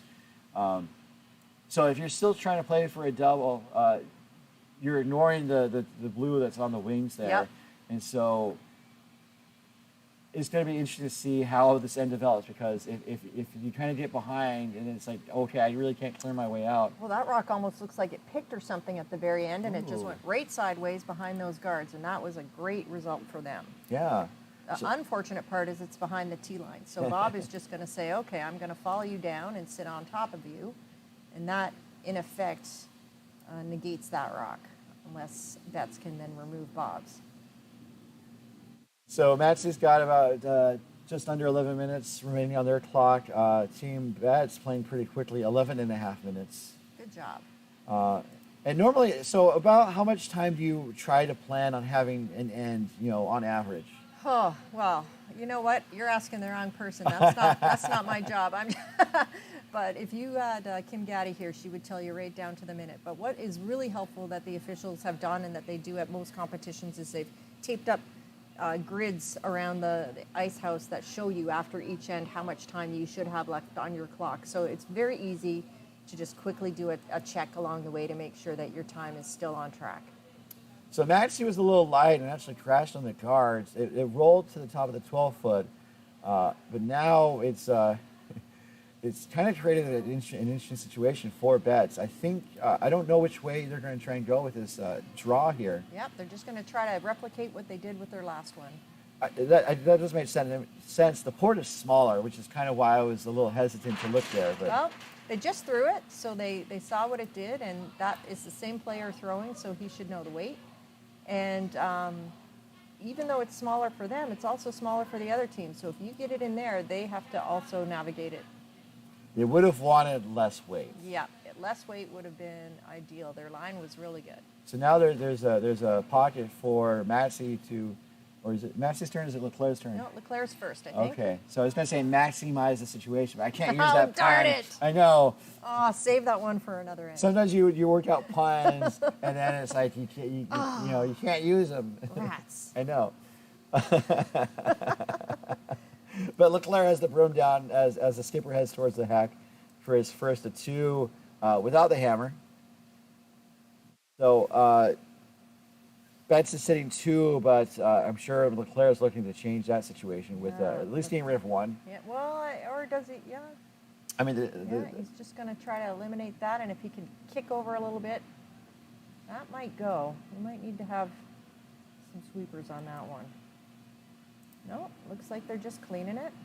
it's curling okay. It looks like it's going to hit on the inside of that outside yellow and kick over. And kick it over. That was exactly what he was hoping. Now it's nearly impossible to get that blue one out, so that yellow one is going to be hard to get into play. So the situation is LeClair is sitting 1, 3, and 4. Betts is sitting second shot.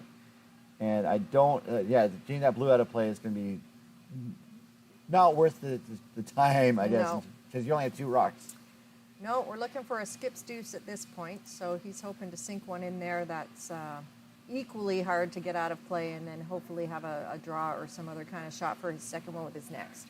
And that could work because LeClair's been throwing up weight down that port, and you think that Betts has a good draw line through the port. Yep. Although they're not taking as much ice as I think they were taking before.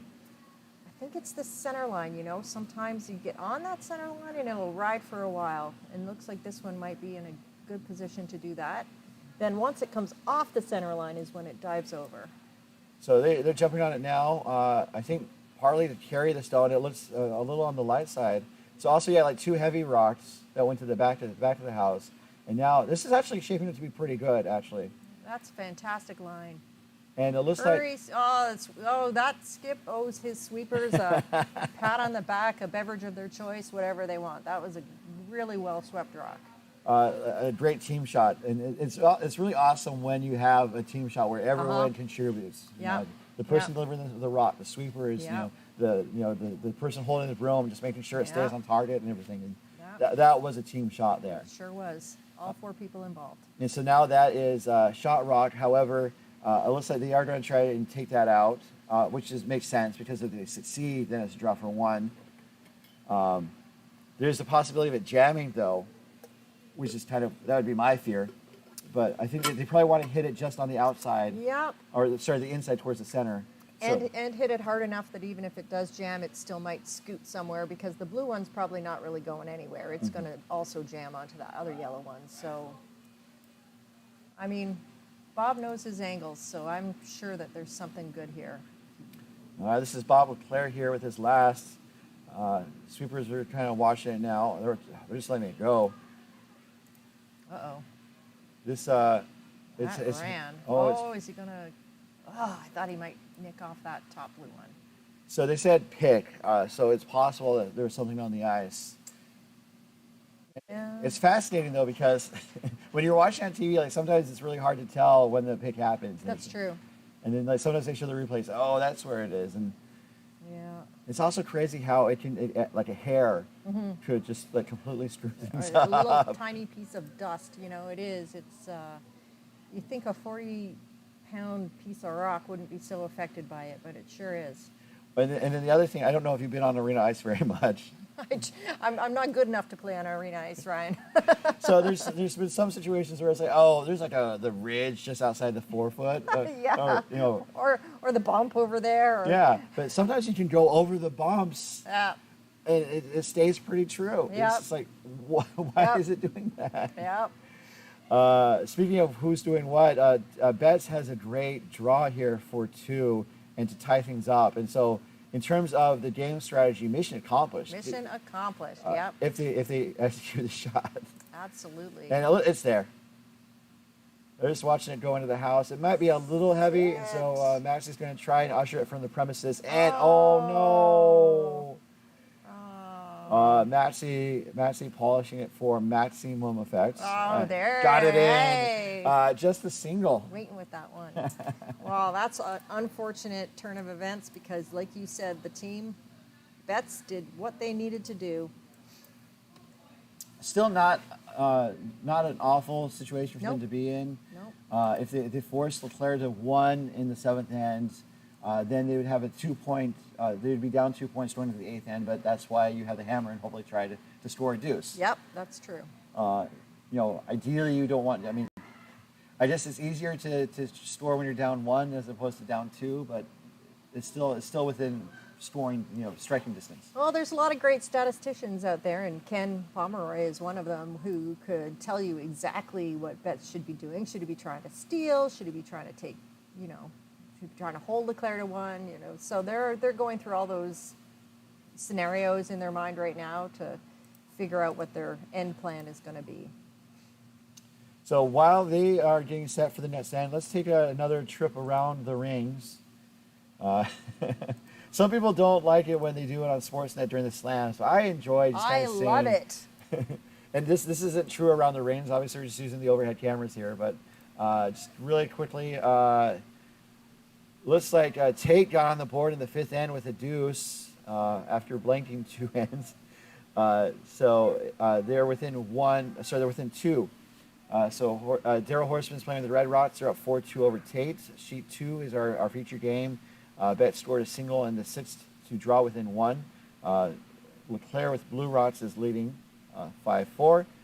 Sheet 3, looks like Akiyama's pitching a shutout right now, adding a single in both the 5th and 6th ends, and they're up 5-0 over Team Lazarevich. Akiyama's playing Yellowstones. On sheet 4, Sidians is just continuing to kind of pour it on. Meyer got a single back in the 5th to try and kind of close the gap, but then Sidians responded with a double, a deuce. And so Sidians now 9-4 over Meyer. Sidians with Yellow Rocks. And then in Feldman, for Team Feldman, they're in the 8th end. They're playing really fast. Yeah. Team Feldman they're up 10-2 over Rockwell from Hollywood.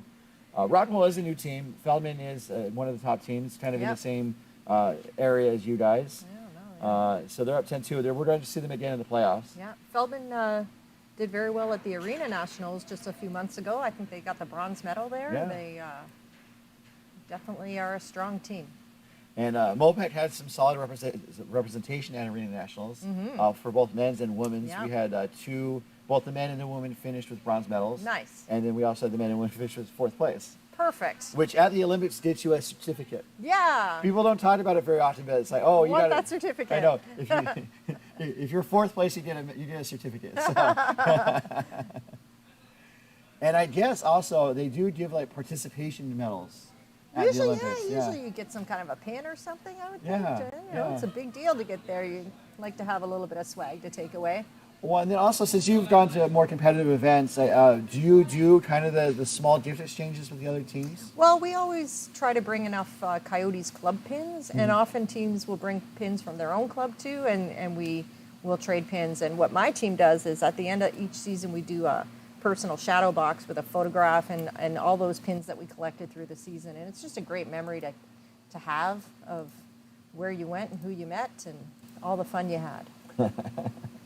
And I know some, I guess at national level competitions, like where USA is facing off against Canada, they sometimes exchange like mini banners. Oh, okay. I've never been there, so I'll take your word for it, but that sounds lovely. And so actually, if you look in the warm room on the other side of the building, I think there's a couple banners and stuff. Cool. And it's just kind of saying, hey, that's kind of how like the gift exchanges evolved, where it's like, okay, we're kind of giving you this little commemoration of the match that we were playing and stuff. Well, maybe we could ask Team LeClair about that later because they went to the World's Men's Seniors last year as Team USA. That's really good. Although I think COVID kind of changed it up a little bit. It happened during the Olympics, where that's actually where pin trading came from, or it really kind of took off was at the Olympics because the athletes would exchange pins. And the athletes would start, kind of spreading the wealth around to fans. Like, oh, well, now we can do pins of our own and stuff. And so, kind of the ball rolled from there. Yeah. So they would still do pin exchanges. Although during the Beijing games, the Beijing Winter Games last year, China was being very conservative, course, yeah. health-wise with Sure. COVID. Yeah. So it's like Team USA said, please, no gift exchange. Okay. But you know what China did? What? They did a gift exchange. Ah, So come on. they would give each team Oh, like then a you set feel of- bad because you don't have something back for them. I know. Well, maybe they could mail it afterwards. Perhaps, Just yes. exchange addresses and send them something. I mean, also at the same time, China being the host, Yeah. you always want to be a gracious host. Of course. So yeah. it's definitely understandable. Yeah. Looking at this situation here, looks like Betts again is chasing a little bit. As Matt LeClair said, LeClair is sitting second, first and second shot. Betts has yellow in the 12-foot that they could run back or run in. Yeah. So LeClair's sitting shot right now, but Betts is controlling the center of the house. He is. Yeah. Betts looks like he's hoping to steal, but now he's got a couple of blue ones in the way there. There's some of our players off the ice. Switching views here. So This one's going a little too far. there we go. The setup is really good, but we just saw a little bit of a video stutter. So it's like, is the stone slowing down a lot? What's happening? Okay. It just puts him another center guard. So it is going to be harder for Betts to run something back down the middle. Yeah, it definitely is. Well, he looks like he's thinking about coming around that on the intern side. Mm-hmm. Now he's looking at this one, tapping it up. That's also an interesting. You have most of the 8-foot to play I with. think I like that draw that he's leaning towards. There you go.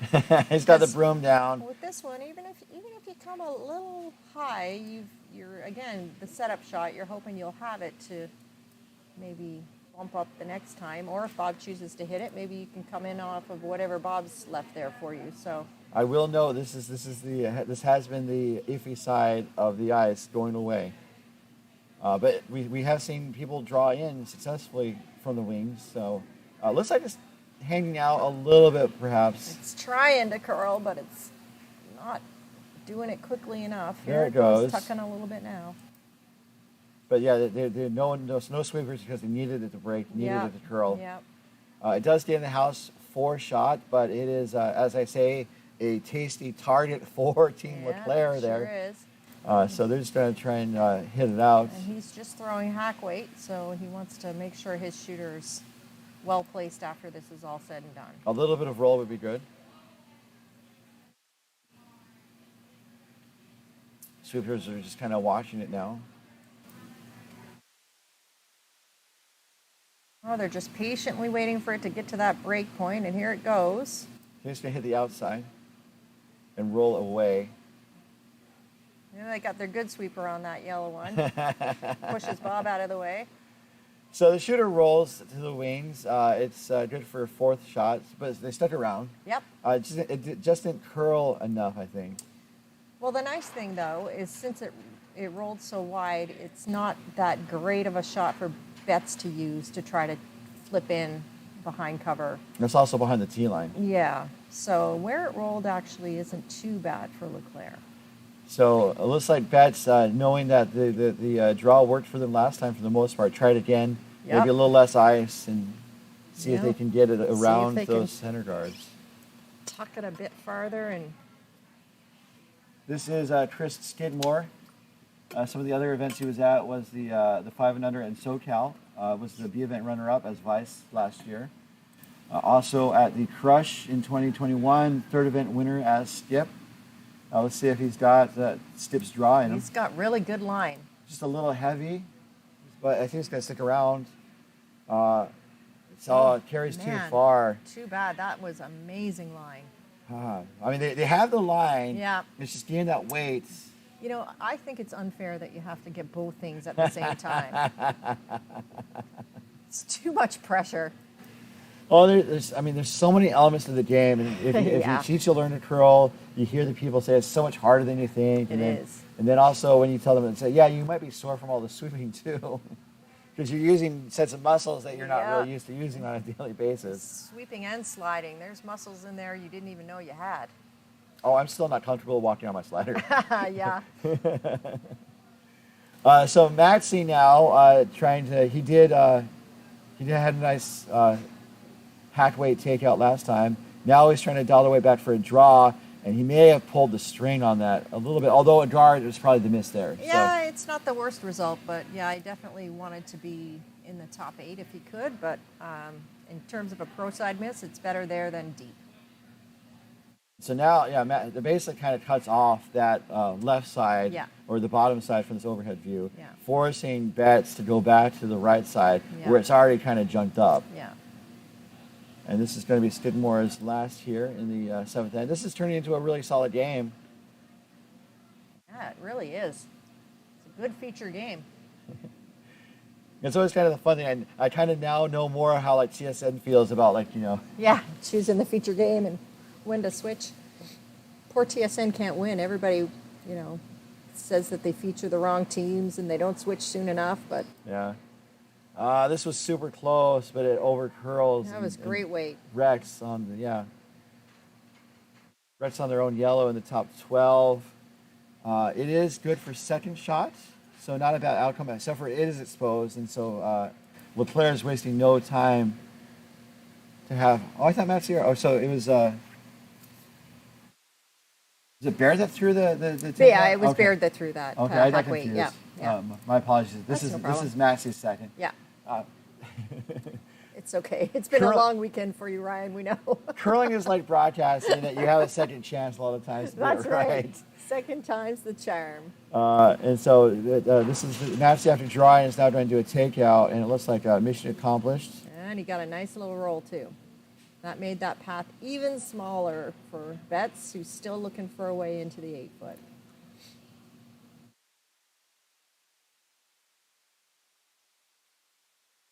And so, if you're Betts, you would either like to steal here, although maybe not steal, but you definitely only want to give up one. Yeah, giving up a few this end is going to be tough because you're running out of ends at this point. And hence some of the challenges of an 8-end game. That's right. Sometimes you need all 10. That's no joke.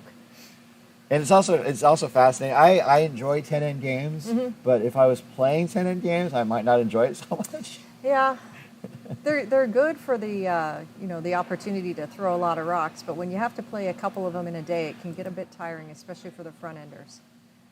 So I think this is a setup shot. I think they want to try and throw some weight on the yellow into the blues. Yeah. And I think that's got to be what they have to do. And if they can hit it right on the nose, then they leave their own yellow there for the next time. So sweepers are on it. I think that based on the turn, it might be over curling out. Got it. Got one. That's not bad. It helps. And also, this can also be a setup shot as well. Yeah, because, the one that Fred now just wants to get rid of is still there for them to use next time. This is it's not a gimme situation for LeClair because they get rid of the yellow, but they hopefully would stick around. So then the draw is not there. But if they roll wide or jam something, then there could be a path for Betts to get to the button. And so they're thinking about this. They're calling the front end down. Normally, when both the front end comes down, that means they're really talking about it, right? Yes. Because normally, at least one person in the front end says, one person stays by the hack and lets one other person kind of represent. Yeah. And also kind of be a tiebreaker. Yeah. If you have 4 people and you have like a 2-2 tie, it's like, Yeah. That didn't help anything. So. So while they're considering their options, just to kind of reset where we're at. This is the first draw of the day in the MoPac 2023 Men's and Women's Club Playdowns. I'm your announcer, Ryan Olson, being joined by Jane Burton. She's the skip of the defending champions, Team Burton, a.k.a. the Monsters. Thank you. And so we're just happy to be here. This has turned into a cracker of a game, as they might say across the pond. I've been watching a lot of like floor like lawn Dairy girls. They well, say that a lot on Dairy Girls. the bowls. They have indoor bowls like the lawn bowling and stuff. Yeah. And so it's like, oh, this is turning into a cracker and stuff. So, and that is as British as I'm going to get with my accent. Okay, that's fair.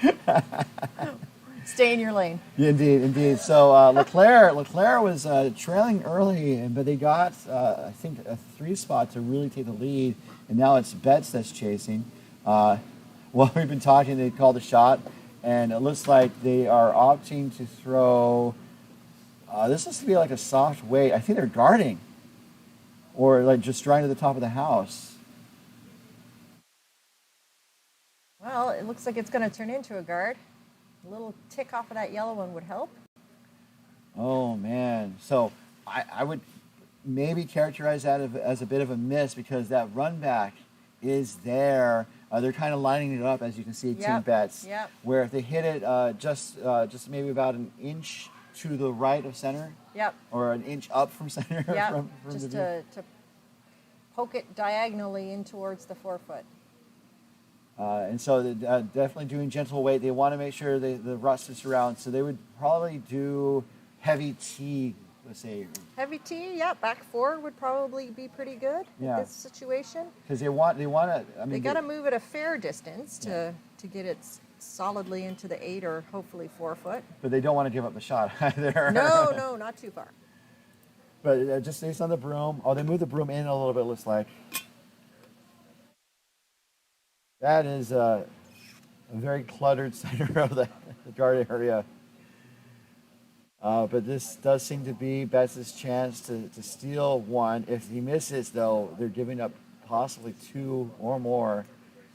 So he's got to have it in his mind, I'm going to make this, so let's do it. A lot of positive pressure. Thinking. Shots away. They're sweeping on it. Sweeping it to keep it straight. The line looks pretty good. Is it there? This is a great shot. Sit. That is a great shot. My goodness. So it hits maybe just a little bit further outside than we were thinking. Maybe a little bit further outside, but you know what? Better safe than sorry on that sweep because what you don't want to do is lose it. So the proactive sweeping was the right thing to do, and that was a great shot. So now it's Betts sitting under cover, and Maxey's trying to line up a very long angle run back to take out that yellow. How would you kind of rate the difficulty for that shot? Well, I mean, it's not easy, but also we're in the 7th end, so they've thrown quite a few down here, and it's just a matter of hitting the rock where you need to hit it. It's just like an open hit.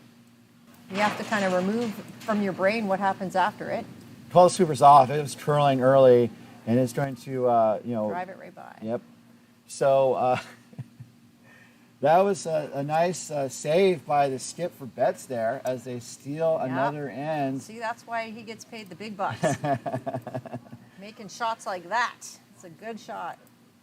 And so now LeClair has the hammer coming home. It's not a bad situation for LeClair to have the hammer coming home. Nope, it's a great situation for LeClair. It's almost anyone's game. We're tied up here at 5. Yep. So do stick around for the last end of action.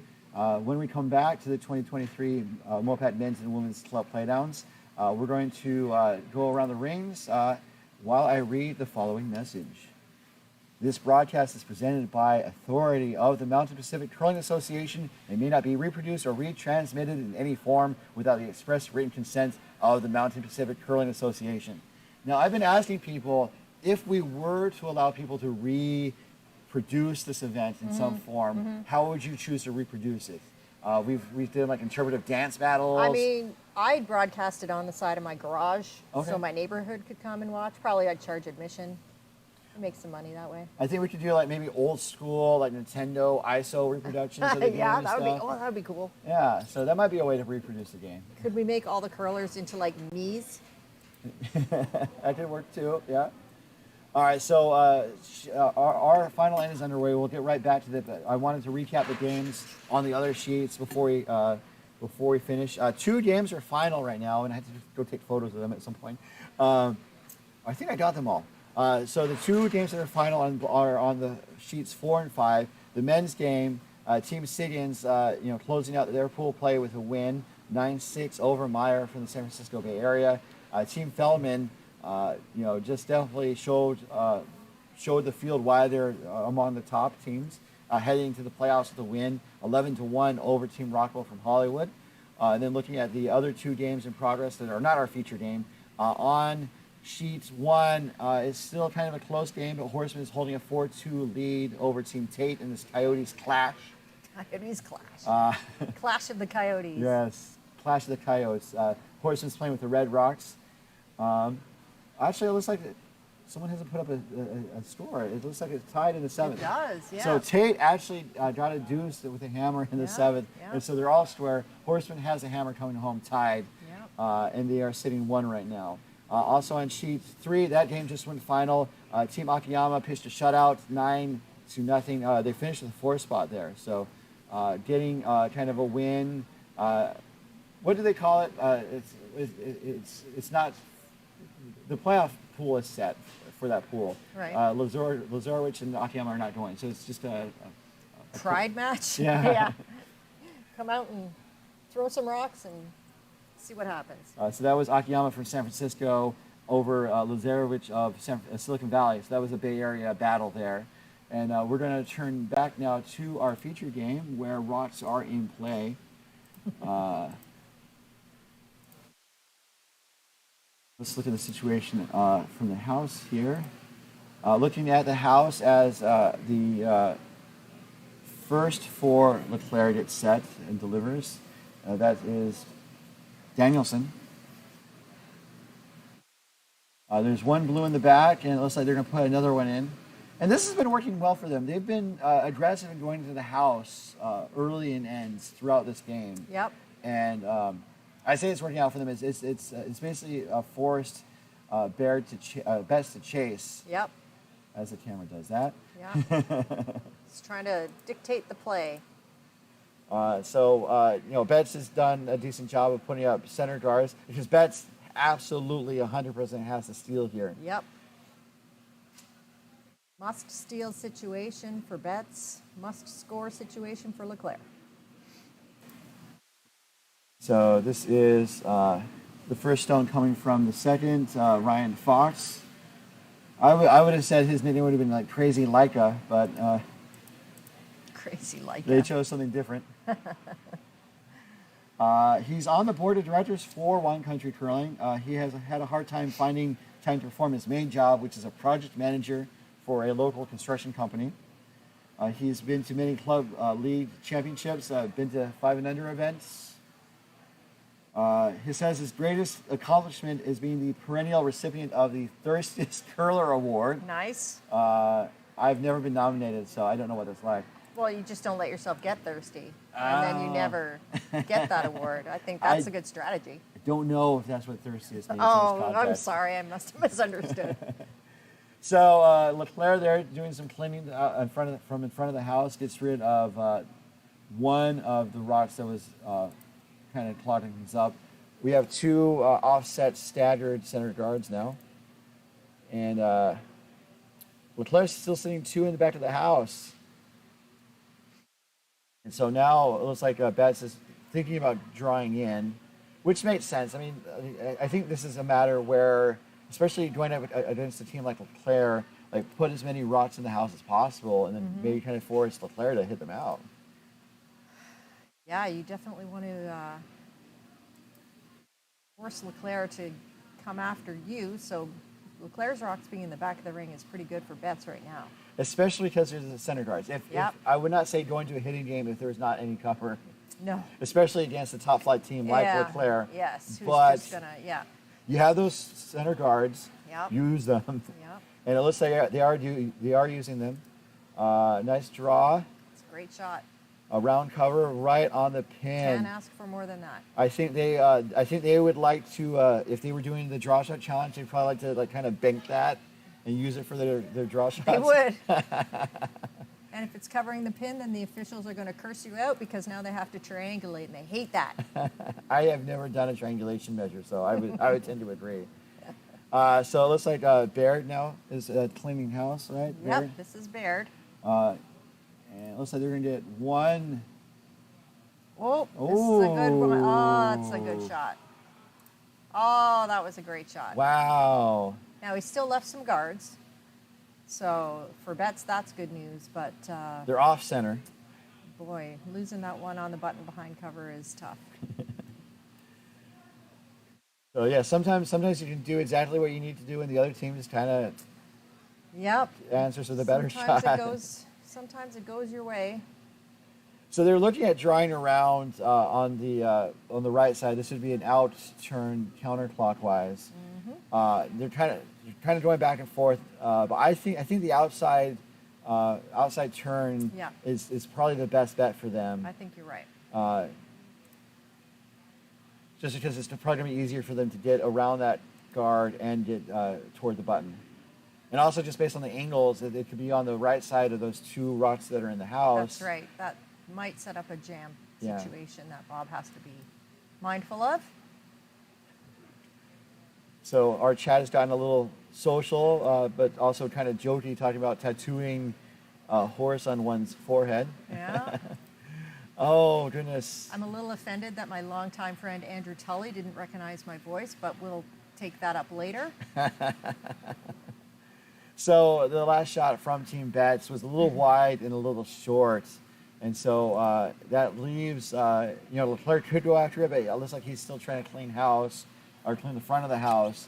And, I mean, there could be a possibility of, kind of running the blue back onto the yellow, but I think he just wants to clear the guard. Yep.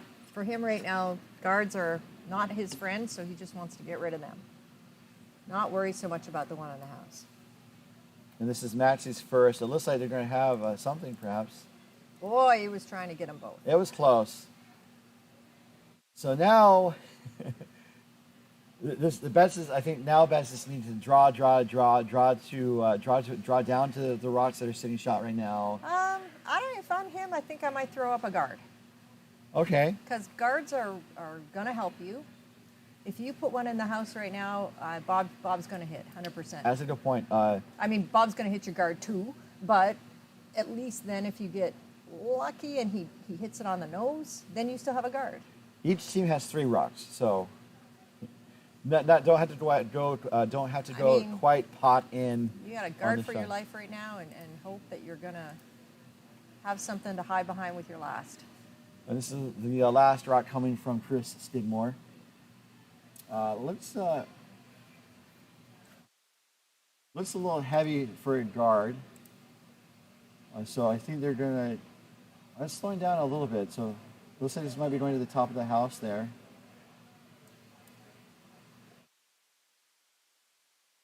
It's partially covered. No, not really covered, actually. No, it's showing enough.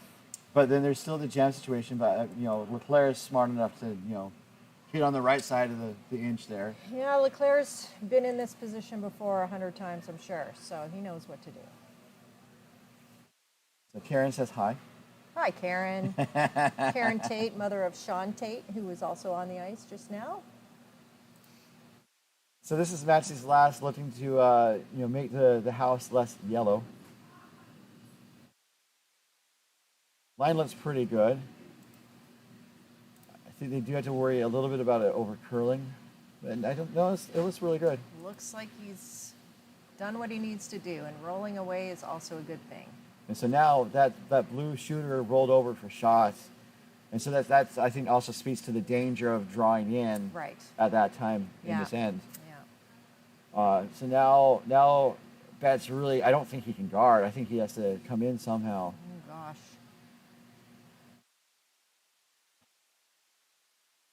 What do you think about? They're looking at the blue shot rock, but what do you think about them coming to like the back 4? They don't necessarily need to be shot, but like they'll kind of be high enough so that takeout is really difficult and really increases the chance of the jamming. Yeah, but the problem is you're still in the back. Yeah. Is there any? What would accomplish getting rid of the shot stone, right? And how would you get to that? No, I wouldn't do that. Honestly, I would still throw a guard, and I know that sounds. It sounds like you're running out of rocks to throw in this end, but I would still throw a guard because Now Bob has to remove it, and then if he does, you just come behind that high blue guard. So either way, you're still going to have a guard to come around, and that's the only way you're going to steal one right now, as far as I can see, unless one of the shots LeClair throws is an outright miss. I haven't seen too many of those this game, so. No, I think there's been a couple misses, but I think LeClair's been playing a pretty clean game. So this is the first of 2 shots coming from Skip Betts, David Betts there. Yeah, he's had a great game.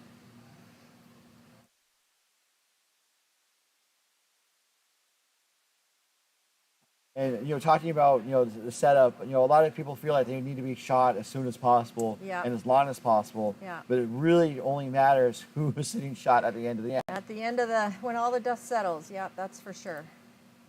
So that is a guard.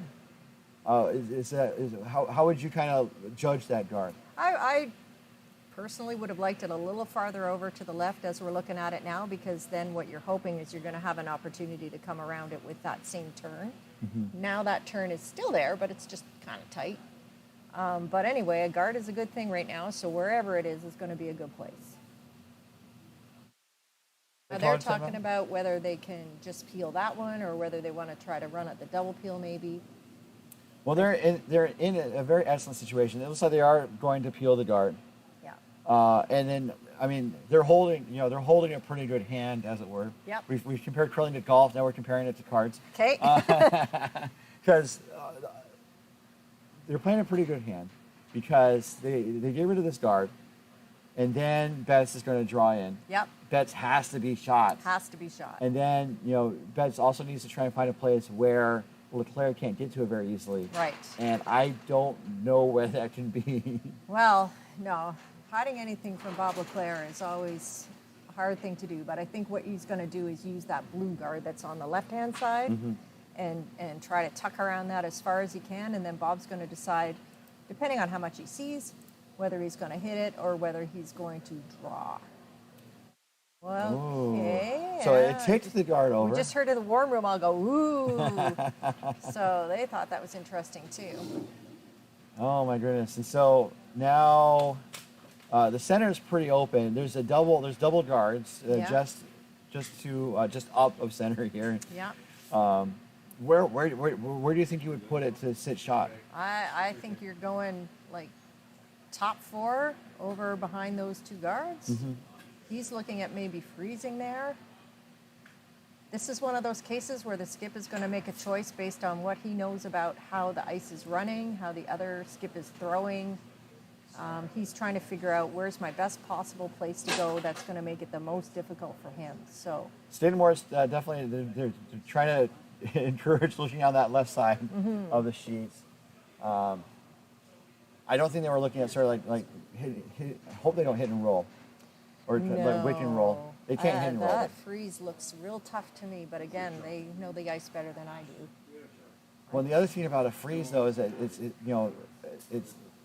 even if you're on target and the weight's just okay, the odds of like just kind of rolling exposed are pretty high. Yeah, that's true. So. And then Bob has the entire 4-foot to draw to with his out turn, so make it as hard on him as you can, because he's going to throw a good one. So they were lining up something. Do you think they're lining up that draw to the wing? I think they are. I think they're lining up that draw behind those 2 guards. So they're not allowed to hear us, which is great. That's something that also, I guess that came up in the Briar or the Scotties once, where apparently Russ Howard was talking about a shot. And right. Like, I wouldn't do this shot, and the coach calls a timeout. Oh. And goes on the ice and says, like, hey, we shouldn't do this shot. Russ doesn't think you should do this shot. Here is the last rock from David Betts. It's a lot of pressure, a lot on the line here.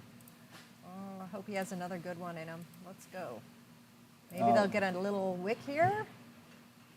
So it's close. It needs to make contact.